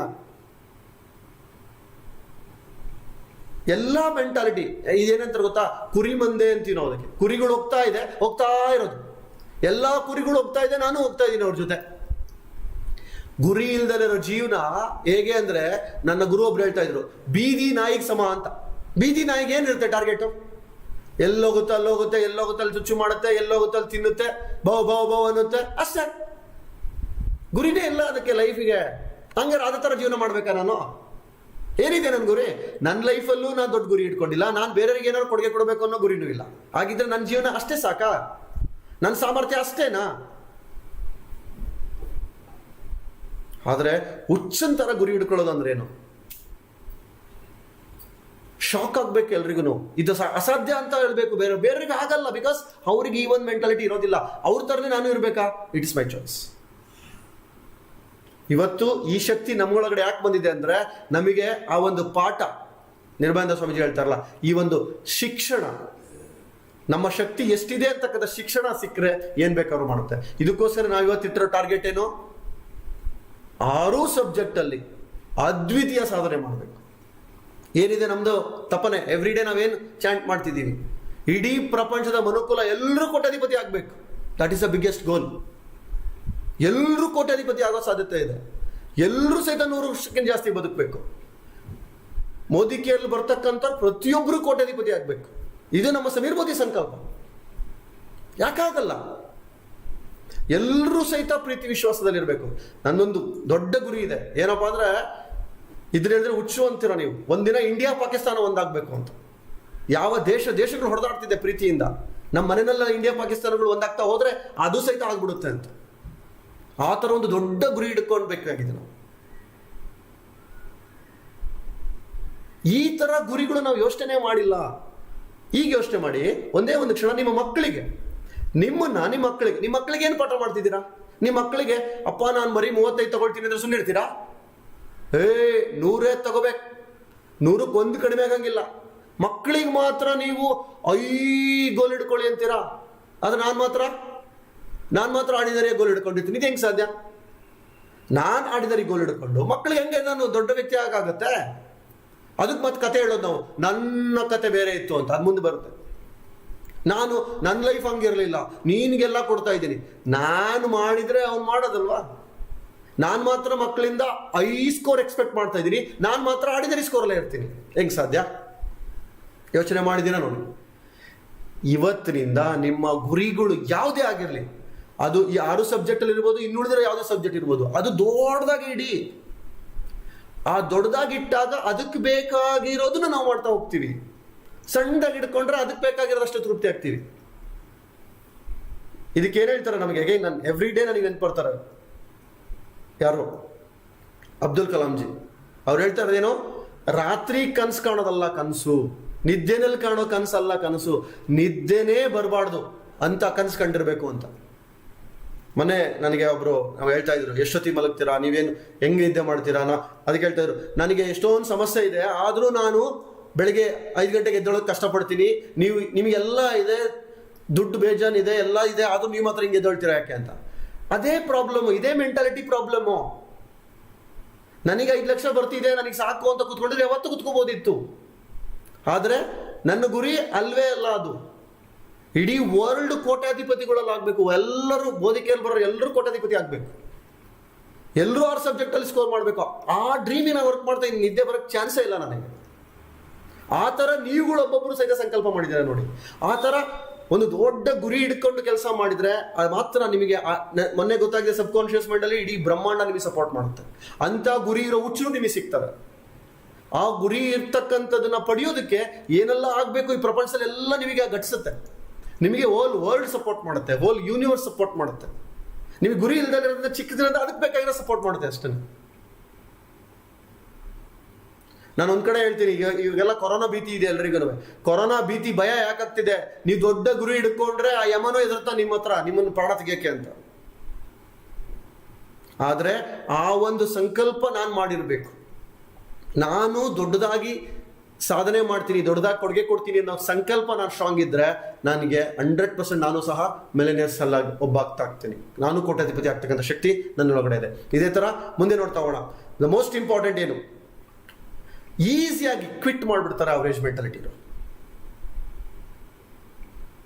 ಮಾಡ್ತಾ ಇರ್ತಾರೆ, ಸಣ್ಣ ಪುಟ್ಟ ಏನಾದ್ರು ಪ್ರಾಬ್ಲಮ್ ಅಂತ ಎಸ್ಕೇಪ್. ಯಾವುದೇ ಒಂದು ಕೆಲಸನ ಪ್ರಾರಂಭ ಮಾಡಿರ್ತೀವಿ, ಅಲ್ಲೇನಾದ್ರು ಸ್ವಲ್ಪ ಅಡೆತಡೆ ಆಗ್ತದಂಗೆ ಈಸಿಯಾಗಿ ಬಿಟ್ಬಿಡೋದು. ಬಿಟ್ಬಿಟ್ಟು ನೆಕ್ಸ್ಟು ಇದು ನನಗೆ ವರ್ಕ್ ಆಗಲ್ಲ, ಇದು ನನಗೆ ಸೂಟ್ ಆಗಲ್ಲ, ನನಗಿದು ಬೇಡ ಅಂತ. ಆದರೆ ಮಿಲಿಯನೇರ್ಸ್ ಹೇಗಪ್ಪ ಅಂದರೆ ಯಾವುದೇ ಕಾರಣಕ್ಕೂ ಬಿಡೋದಿಲ್ಲ, ಯಾವತ್ತೂ ಬಿಡೋದಿಲ್ಲ. ಅವರು ಸತತವಾಗಿ ವರ್ಕ್ ಮಾಡ್ತಾ ಇರ್ತಾರೆ, ಅದೇನೇ ಆಗಲಿ. ಅವರೇಜ್ ಮೆಂಟಾಲಿಟಿ ಇರೋರು ಸಣ್ಣದಾಗಿ ಕೆಲಸ ಮಾಡ್ತಾರೆ, ಒಬ್ರು ಇಬ್ರು ಏನಾದ್ರು ಒಂದು ಪ್ರಯತ್ನ ಮಾಡೋದು, ಆಗಿಲ್ವಾ ಬಿಟ್ಬಿಡೋದು, ನನ್ನ ಕೈಲಿ ಇದಾಗಲ್ಲ ಅಂತ. ವ್ಯಕ್ತಿಗಳು ಯಾವುದೇ ಕಾರಣಕ್ಕೂ ಬಿಡಲ್ಲ. ಇಲ್ಲೊಂದು ಚಿತ್ರ ಇದೆ ನೋಡಿ, ಕಪ್ಪೆ ಲಾಸ್ಟ್ ಮಿನಿಟ್ ತನಕ ಪ್ರಯತ್ನ ಬಿಟ್ಟಿಲ್ಲ. ಅದು ಇನ್ನೇನು ಒಳಗಡೆ ಬಾಯಿ ಒಳಗಡೆ ಹೋಗಿ ಯಾವ್ದು ಕುತ್ತಿಗೆ ಇಟ್ಕೊಂಡಿದೆ, ಅದು ಕೊನೆ ತನಕ ಪ್ರಯತ್ನ ಅಂದ್ರೆ ಸಾಯೋ ತನಕನೂ ಹೋರಾಟ ಅಂತಾರಲ್ಲ ಆ ಥರ. ಇದಕ್ಕೆ ನನ್ನ ಹತ್ರ ಎಕ್ಸ್ಟ್ರಾರ್ಡಿನರಿ ಬ್ಯೂಟಿಫುಲ್ ಎಕ್ಸಾಂಪಲ್ಸ್ ಇದೆ. ಅದೇ ನಮ್ಮ ಒಂದು ಸೆಂಟೆನ್ಸ್ ಇದೆ, winners never quit and quitters never win ಅಂತ. ವಿನ್ಸ್ ಲೊಂಬಾರ್ಡಿ ಅಂತ ಒಬ್ಬ ಫೇಮಸ್ ಫುಟ್ಬಾಲ್ ಕೋಚ್ ಇವ್ರು ಹೇಳ್ತಾರೆ ಅಂದ್ರೆ ಗೆಲ್ಲುವರು ಎಂದಿಗೂ ಬಿಡೋದಿಲ್ಲ ಮತ್ತು ಬಿಡುವರು ಎಂದಿಗೂ ಗೆಲ್ಲೋದಿಲ್ಲ ಅಂತ. ಇವತ್ತು ಯಾರೆಲ್ಲ ಗೆದ್ದಿದಾರಲ್ಲ ಅವರೆಲ್ಲ ಗೆದ್ದಿರೋದು ಅವ್ರು ಬಿಡದಲ್ಲೇ ಇದ್ದಿದ್ದಕ್ಕೆ, ಬಿಟ್ಟಿರೋರು ಯಾವತ್ತೂ ಗೆದ್ದಿಲ್ಲ. ಇದಕ್ಕೆ ಇನ್ನೊಂದು ಸೆಂಟೆನ್ಸ್ ಇದೆ, winners are not people who never fail but people who never quit ಅಂತ. ಅಂದ್ರೆ ಅರ್ಥ, ಗೆದ್ದಿರುವವರು ಎಂದರೆ ಎಂದಿಗೂ ಸೋಲಿಲ್ಲದ ವ್ಯಕ್ತಿಗಳಲ್ಲ, ಅವರು ಎಂದಿಗೂ ಬಿಡದಿರೋ ವ್ಯಕ್ತಿಗಳು ಅಂತ. ಗೆದ್ದಿರೋರು ಅವ್ರಿಗೆ ಸೋಲಿಲ್ಲ ಅಂತ ಅಲ್ವಲ್ಲ, ಬೇಜಾನ್ ಸೋಲಿತ್ತು ಅವರಿಗೆ, ಆದ್ರೆ ಆ ಸೋಲನ್ನ ಯಾವತ್ತೂ ಸಹಿತ ಬಿಡ್ಲಿಲ್ಲ. ಸೋಲಿದೆ ಅಂತ ಕೆಲಸನ ಬಿಡ್ಲಿಲ್ಲ, ಕಂಟಿನ್ಯೂಸ್ ಮಾಡ್ತಾ ಹೋದ್ರು. ಇದಕ್ಕೆ ಬ್ಯೂಟಿಫುಲ್ ಎಕ್ಸಾಂಪಲ್ ನಮ್ಮ ಥಾಮಸ್ ಆಲ್ವಾ ಎಡಿಸನ್. ಗೊತ್ತಿದೆಯಾ ಥಾಮಸ್ ಆಲ್ವಾ ಎಡಿಸನ್ ಬಗ್ಗೆ? ಮಹಾನ್ ಸಂಶೋಧಕ, ಹೈಯೆಸ್ಟ್ ಇನ್ವೆನ್ಷನ್ ಮಾಡಿರ್ತಕ್ಕಂಥ ವ್ಯಕ್ತಿ. ಏನಿದೆ ಇವ್ರ ಬಗ್ಗೆ ನಾಲೆಡ್ಜ್ ನಮಗೆ? ಇವತ್ತು ಕ್ವಿಟ್ ಅಂತಕ್ಕಂಥ ಒಂದು ವಿಷಯಕ್ಕೆ ಇಡೀ ಪ್ರಪಂಚಕ್ಕೆ ಮೆಸೇಜ್ ಕೊಟ್ಟಿರ್ತಕ್ಕಂಥ ವ್ಯಕ್ತಿ ಇವರು. ಬಿಡಬಾರ್ದು ನಾವೇನೇ ಆಗಿದ್ರು ಅನ್ನೋದಕ್ಕೆ ಒಂದು ವ್ಯಕ್ತಿ ಮೆಸೇಜ್ ಕೊಟ್ಟಿದ್ದಾರೆ. ಏನು, ಇವರು 2ನೇ ಕ್ಲಾಸಿಗೆ ಸ್ಕೂಲ್ ಡ್ರಾಪ್ ಔಟ್ ಆಗ್ತಾರೆ. ಸ್ಕೂಲಲ್ಲಿ ಇವರು ಅತಿ ದೊಡ್ಡ ಹುಡುಗ, ನೀವು ಕರ್ಕೊಂಡು ಹೋಗಿ ಅಂತ ಹೇಳಿ ಅಮ್ಮನ್ನ ಕರೆಸಿ ಕಳಿಸ್ತಾರೆ. ತಾಯಿ ಇವಳಿಗೆ ಪಾಠ ಮಾಡ್ತಾರೆ. ಸ್ಕೂಲಿಗೆ ತಾಯಿ ಹೇಳ್ತಾಳೆ, ನಿಮಗೆ ಪಾಠ ಮಾಡಕ್ ಬರ್ತಿಲ್ಲ ನನ್ನ ಮಗನಿಗೆ, ಆದ್ರೆ ನನ್ನ ಮಗ ಬುದ್ಧಿವಂತ ಹೇಳ್ಬಿಟ್ಟು ಕರ್ಕೊಂಡು ಹೋಗ್ತಾರೆ. ತಾಯಿ ಪಾಠ ಮಾಡಿ ಮಾಡಿ ಮಾಡಿ ಇವರು ಒಂದು ದೊಡ್ಡ ಸಂಶೋಧನೆ ಮಾಡಕ್ ಸ್ಟಾರ್ಟ್ ಮಾಡ್ತಾರೆ. ಇವ್ರು ಮಾಡಿರ್ತಕ್ಕಂಥ ಸಂಶೋಧನೆ ಎಲ್ರಿಗೂ ಗೊತ್ತಿದೆ, ಬಲ್ಬ್. ಇಡೀ ಪ್ರಪಂಚಕ್ಕೆ ಬೆಳಕು ಕೊಟ್ಟಿರ್ತಕ್ಕಂಥ ವ್ಯಕ್ತಿ ಇವರು. ಆದ್ರೆ ಇವ್ರ ಬಗ್ಗೆ ಗೊತ್ತಿದ್ಯಾ? ಇವ್ರ ಎಕ್ಸ್ಪೆರಿಮೆಂಟ್ ಬಗ್ಗೆ ಗೊತ್ತಿದ್ಯಾ? ಇವ್ರು ಎಷ್ಟು ಕಷ್ಟಪಟ್ಟರು ಗೊತ್ತಿದ್ಯಾ? ಎಷ್ಟು ಕಷ್ಟ ಅಲ್ಲ ಅದು, ಅವ್ರಿಗೆ ಕಷ್ಟ ಅನಿಸೇ ಇಲ್ಲ. ಆದ್ರೆ ನಿರಂತರವಾಗಿ ಬಿಡದಲೇ ಮಾಡಿರ್ತಕ್ಕಂಥ ರಿಸರ್ಚ್ ಪ್ರಯತ್ನ, ಅದು ಇವ್ರು ಮಾಡಿರ್ತಕ್ಕಂಥ ಎಕ್ಸ್ಪೆರಿಮೆಂಟ್ 10,000 ಟೈಮ್ ಫ್ರೆಂಡ್ಸ್. 10,000 ಸಾರಿ ಇವರು ಎಕ್ಸ್ಪೆರಿಮೆಂಟ್ ಮಾಡಿರೋದು ಒಂದು ಬಲ್ಬನ್ನ ಕಂಡುಹಿಡಿಯೋದಕ್ಕೆ. ಯೋಚನೆ ಮಾಡಿ, ಇವತ್ತು ಯಾವುದೇ ಸೈಂಟಿಸ್ಟ್ಗಳದ್ದು ಇದೇ ತರ ಪ್ರಯತ್ನ ಇರುತ್ತೆ, ಈಸಿಯಾಗಿ ಯಾವುದೂ ಸಹಿತ ಆಗೋದಿಲ್ಲ. 10,000 ಎಕ್ಸ್ಪಿರಿಮೆಂಟ್ ಯೋಚನೆ ಕೂಡ ಮಾಡೋಕ್ಕಾಗುತ್ತಾ ನಮಗೆ ನಿಮಗೆ? ಹೇಗೆ ಒಬ್ಬ ಬಿಡದ ಹಾಗೆ ಆ ಕೆಲಸನ ಮಾಡಿದ್ರು ಅವರು. ಈಗ ನಾವು ಒಂದು ಸ್ವಿಚ್ ಹಾಕಿ ತಕ್ಷಣ ಬಲ್ಬ್ ಆನ್ ಆಗುತ್ತೆ, ಆದ್ರೆ ಅವರು 10,000 ಎಕ್ಸ್ಪೆರಿಮೆಂಟ್ ಮಾಡಿದ್ರು. ಇವತ್ತು ಆ 10,000 ಅವ್ರು ಎಕ್ಸ್ಪೆರಿಮೆಂಟ್ ಮಾಡಿರೋದಕ್ಕೆ ಈ ಇಡೀ USA ನಲ್ಲಿ, ಅಮೆರಿಕದಲ್ಲಿ ಯಾವತ್ತೂ ಕರೆಂಟ್ ಹೋಗಲ್ಲ.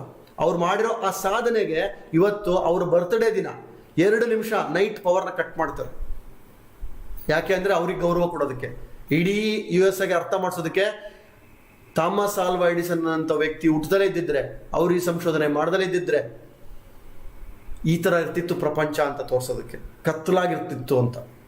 ಅದು ಅವ್ರು ಮಾಡಿರ್ತಕ್ಕಂಥ ಎಕ್ಸ್ಪೆರಿಮೆಂಟ್ಗೆ ಸಿಕ್ಕಿರೋ ಗೌರವ ಇಡೀ ಈ ಪ್ರಪಂಚ ಇರೋ ತನಕ ಇವ್ರ ಹೆಸರು ಇರುತ್ತೆ. ಯೋಚನೆ ಮಾಡಿ, ನನಗೆ ಅವರಿಗೆ ಯೋಚನೆ ಮಾಡಿದಾಗ ನನ್ನ ಎಷ್ಟು ಪರ್ಸೆಂಟೇಜ್ ನನಗೆ ಥಾಮಸ್ ಆಲ್ವಾ ಎಡಿಸನ್ ಮನೋಭಾವ ಇದೆ ಅಂತ. ನಾನು ಏನು ಮಾಡ್ತಿದ್ದೀನಿ, ಯಾವ ಕೆಲಸ ಸ್ಟಾರ್ಟ್ ಮಾಡಿದ್ದೀನಿ. ಸ್ಟೂಡೆಂಟ್ಸ್ ಯೋಚನೆ ಮಾಡಿ, ಏನು ಓದ್ತಿದ್ರಿ, ನಿಮಗೆ ಅರ್ಥ ಆಗಲ್ಲ ಅಂದ್ರೆ ಯಾವಾಗ ಬಿಡ್ತಿದ್ದೀರಾ? ಮನೆಯಲ್ಲಿ ಇರ್ತಕ್ಕಂಥವ್ರು ನಾನು ಏನೇನೋ ಒಂದು ಮಾಡಕ್ಕೆ ಸ್ಟಾರ್ಟ್ ಮಾಡಿರ್ತೀನಿ, 2, 3, 4, 5 ಪ್ರಯತ್ನ ಬಿಟ್ಟೋಗ್ಬಿಡ್ತೀನಿ. ಮೋದಿ ಕೇರ್ಲಿರೋರು ಪ್ರಯತ್ನ ಮಾಡಿ 1 ತಿಂಗಳು 2 ತಿಂಗಳು ಪ್ರಯತ್ನ ಮಾಡ್ತೀನಿ, ಆಗಲ್ಲ ಅಂದ್ರೆ ಬಿಟ್ಬಿಡ್ತೀನಿ. 1, 2, 3, 4 ಜನ ಕೇಳ್ತೀನಿ, ಅಮ್ಮಮ್ಮ ಅಂದ್ರೆ 5 ಜನ, ಅಮ್ಮಮ್ಮ ಅಂದ್ರೆ 10 ಜನ, 15 ಜನ, ಫಿನಿಶ್. ನಾನು 15 ಜನ ಕೇಳಿದೆ, ಯಾರು ಓಕೆ ಮಾಡಲಿಲ್ಲ, ಯಾರು ಇಷ್ಟಪಡಲಿಲ್ಲ. ಬರೀ 10 ಜನ 15 ಜನಕ್ಕೆ 20 ಜನಕ್ಕೆ ನಮ್ಮ ಲೈಫ್ ಮುಗ್ದೋಯ್ತಾ? ಅಷ್ಟೇನಾ ಈ ಪ್ರಪಂಚದಲ್ಲಿ ವ್ಯಕ್ತಿಗಳಿರೋದು? ಹೇಗೆ ನಾವು ಈಸಿಯಾಗಿ ಕ್ವಿಟ್ ಆಗ್ತಿದೀವಿ ನೋಡಿ, ಯಾವುದೇ ವಿಷಯ ಆಗಿರ್ಬೋದು. ಇದೇ ಥಾಮಸ್ ಆಲ್ವಾ ಎಡಿಸನ್ ಬಲ್ಬ್ ಕಂಡಿಡಿದ ಮೇಲೆ ಸೇಲ್ ಮಾಡೋಕ್ಕಾಗ್ಲಿಲ್ಲ. ಫಸ್ಟು ಯಾರು ಒಪ್ಪಲಿಲ್ಲ. ಇವರು ಸೇಲ್ ಕಂಡಿಡಿದಕ್ಕಿಂತ ಜಾಸ್ತಿ ಇದನ್ನ ಅರ್ಥ ಮಾಡಿಸೋದಕ್ಕೆ ಟೈಮ್ ತಗೊಂಡ್ರು. ಅವಾಗ ಅದನ್ನು ಅಕ್ಸೆಪ್ಟ್ ಮಾಡಲಿಲ್ಲ ಇಮಿಡಿಯೇಟ್ಲಿ ಜನ. ಆ ನಂತರ ಲೇಟರ್ ಅಕ್ಸೆಪ್ಟ್ ಮಾಡಿದ್ರು. ಅಂದ್ರೆ ಯಾವುದೇ ಯಶಸ್ವಿ ವ್ಯಕ್ತಿಗಳಿಗೆ ಇಮಿಡಿಯೇಟ್ಲಿ ಅಕ್ಸೆಪ್ಟ್ ಆಗೋಲ್ಲ. ಅದಕ್ಕೆ ನಮ್ಮ ಸತತ ಪ್ರಯತ್ನ ಇರಬೇಕು. ಬಿಡದ ಯಾವುದೇ ಕಾರಣಕ್ಕೂ ಬಿಡ್ತಕ್ಕಂಥ ವ್ಯಕ್ತಿ ಆಗ್ಬಾರ್ದು ನಾನು. We should never quit. ನಿಮ್ಮಲ್ಲಿ ಚೆಕ್ ಮಾಡ್ಕೊಳ್ಳಿ, ಎಷ್ಟು ಕ್ವಿಟಿಂಗ್ ಆಟಿಟ್ಯೂಡ್ ಇದೆ. ಎಷ್ಟು ಬೇಗ ಒಂದು ಸ್ಟಾರ್ಟ್ ಮಾಡ್ತೀರಾ, ಹಾಗೆ ಅದನ್ನು ಕಂಟಿನ್ಯೂ ಮಾಡೋದಲ್ಲೇ ಬಿಟ್ಬಿಡ್ತೀರಾ. ಈ ತರ ಬಿಟ್ಟಿರ್ತಕ್ಕಂಥವ್ರು ಯಾವುದೇ ಫೀಲ್ಡ್ ಅಲ್ಲಿ ಸಕ್ಸಸ್ ಆಗಕ್ಕಾಗಲ್ಲ. ಇದು ಮೋದಿ ಕೇರ್ ಆಗಿರ್ಬೋದು ಅಥವಾ ಇನ್ನೊಂದು ಫೀಲ್ಡ್ ಇರ್ಬೋದು, ಎಲ್ಲ ಫೀಲ್ಡಲ್ಲೂ ಬೇಕಾಗಿರೋದು ನೆವರ್ ಕ್ವಿಟ್ ಆಟಿಟ್ಯೂಡ್. ಎಲ್ಲಿ ತನಕ ಈ ಒಂದು ಕ್ವಿಟಿಂಗ್ ಆಟಿಟ್ಯೂಡ್ ಅಲ್ಲಿ ನೀವು ಇರ್ತೀರಾ, ನೀವು ಸಾಧ್ಯನೇ ಇಲ್ಲ ನಾನು ಅವರೇಜ್ ಆಗೇ ಇರ್ತೀನಿ ಕೊನೆ ತನಕ. ಇಷ್ಟು ನೀವು ಚೆಕ್ ಮಾಡ್ಕೊಳ್ಳಿ ಎಲ್ಲೆಲ್ಲೆಲ್ಲಿ ಬಿಡ್ತಕ್ಕಂಥದ್ದಿದೆ ಅಂತ. ಮುಂದಿನ ನೋಡ್ತಾ ಹೋಗೋಣ. ಇನ್ನೊಂದು ಅವರೇಜ್ ವ್ಯಕ್ತಿಗಳದು, always they complain, excuse and blame. ಯಾವಾಗಲೂ ಸಹಿತ ಅವ್ರ ಹತ್ರ ಒಂದು ಗ್ಯಾರಂಟಿ ಇರುತ್ತೆ, ಒಂದು ಕಂಪ್ಲೇಂಟ್ ಮಾಡ್ತಿರ್ತಾರೆ, ಇಲ್ಲ ನೆಪಗಳು ಕೊಡ್ತಿರ್ತಾರೆ, ಆರೋಪಿಸ್ತಿರ್ತಾರೆ ಬೇರೆ. ಬರೀ complaint complaint complaint complaint. The biggest complaint ಏನ್ ಗೊತ್ತಾ? ನಾನು ಯಾಕೆ ಕೋಟ್ಯಾಧಿಪತಿ ಆಗಿಲ್ಲ ಅಂದ್ರೆ ಫಸ್ಟ್ ಕಂಪ್ಲೇಂಟ್ ಮಾಡಿದೆ ನನ್ನಪ್ಪ ಶ್ರೀಮಂತ ಆಗಿಲ್ಲ, ಅದಕ್ಕೆ ನಾನು ಶ್ರೀಮಂತ ಆಗಿಲ್ಲ. ಬಿಗ್ಗೆಸ್ಟ್ ನೆಪ. ಯಾಕೆ ನಾನು ಕೋಟ್ಯಾಧಿಪತಿ ಆಗಿಲ್ಲ ಅಂದ್ರೆ ನನಗೆ ಯಾರು ಸಪೋರ್ಟ್ ಮಾಡೋರಿಲ್ಲ. ನನಗೆ ಯಾರಾದ್ರೂ ಸಪೋರ್ಟ್ ಮಾಡಿದ್ದಿದ್ರೆ ನಾನು ಕೋಟ್ಯಾಧಿಪತಿ ಆಗಿರ್ತಿದ್ದೆ. ನನಗೆ ವಾತಾವರಣ ಸರಿ ಇಲ್ಲ, ನನ್ನ ಮನೆಯಲ್ಲಿ ನನ್ನನ್ನು ಯಾರು ಅರ್ಥ ಮಾಡ್ಕೊಳ್ತಿಲ್ಲ, ನನಗೆ ಅರ್ಥ ಮಾಡ್ಕೊಳ್ಳೋ ಹೆಂಡತಿ ಸಿಕ್ಕಿಲ್ಲ, ನನಗೆ ಅರ್ಥ ಮಾಡ್ಕೊಳ್ಳೋ ಗಂಡ ಸಿಕ್ಕಿಲ್ಲ. ಈ ಸಂಸಾರದ ಜಂಜಾಟದಲ್ಲಿ ಒದ್ದಾಡಿ ಮುಳುಗೋಗ್ಬಿಟ್ಟಿದ್ದೀನಿ. ಇವೆಲ್ಲ ಏನಿದು? ಇವೆಲ್ಲ ನೆಪಗಳು. Blaming on others, blaming on the circumstances. Just ಯೋಚನೆ ಮಾಡಿ, ಎಷ್ಟೊಂದು ಈ ಥರಗಳು ಹೇಳ್ತಾ ಇದೀವಿ ನಾವು. ಎಲ್ಲಿ ತನಕ ನಾವು ನೆಪನ ಹೇಳ್ತಾ ಹೋಗ್ತೀವಿ? ನೆಪ ಹೇಳೋದು ಬರೀ ನಮ್ಮ ಸಮಾಧಾನಕ್ಕಷ್ಟೇನೆ. ಯಶಸ್ವಿ ವ್ಯಕ್ತಿಗಳೆಲ್ಲರೂ ಈ ತರ ನೆಪ ಹೇಳಿದ್ರೆ ಆ ನೆಪಗಳು ನಮ್ಮನ್ನ ಹಾಳು ಮಾಡ್ತಾ ಇದೆ. ಎಷ್ಟು ನೆಪ ಹೇಳ್ತಿದೀವಿ ನಮ್ಮ ಲೈಫಿಗೆ ನಾವು, ಎಷ್ಟು ಬ್ಲೇಮ್ ಮಾಡ್ತಿದೀವಿ ಬೇರೆಯವರಿಗೆ. ಯಾಕೆ ಚೆನ್ನಾಗಿ ಓದಲಿಲ್ಲ? ಸ್ಕೂಲ್ ಸರಿ ಇರಲಿಲ್ಲ. ಯಾಕೆ ಚೆನ್ನಾಗಿ ಓದಲಿಲ್ಲ? ನಮ್ಮ ಮನೆ ಕರೆಂಟ್ ಇರಲಿಲ್ಲ. ಯಾಕೆ ಚೆನ್ನಾಗಿ ಓದಲಿಲ್ಲ? ನಮ್ಮ ಅಪ್ಪ ಸರಿಯಾಗಿ ಓದಿಸ್ಲಿಲ್ಲ. ಯಾಕೆ ಚೆನ್ನಾಗಿ ಓದಲಿಲ್ಲ? ನನ್ನ ಫ್ರೆಂಡ್ಸ್ ಹಾಳು ಮಾಡ್ಬಿಟ್ರು ನನ್ನ. ನಾನು ಫಸ್ಟ್ ಸಿಗರೇಟ್ ಸೇರ್ಲಿಲ್ಲಪ್ಪ, ನನ್ನ ಫ್ರೆಂಡು ತಂದು ಬಾಯಲ್ಲಿಟ್ಟ ನಾನು ಸೇದ್ದೆ, ನಂದು ಆ ಪ್ರಾಬ್ಲಮ್ ಅಂತೀವಿ. ಫಸ್ಟ್ ನಾನು ಎಣ್ಣೆ ಹೊಡೆಯಕ್ಕೆ ನನ್ನ ಫ್ರೆಂಡ್ಸ್ ಹಾಳು ಮಾಡಿದ್ರು ನನಗೆ, ನನ್ನ ಗುಂಪಂಗೆ ಆಗೋಯ್ತು.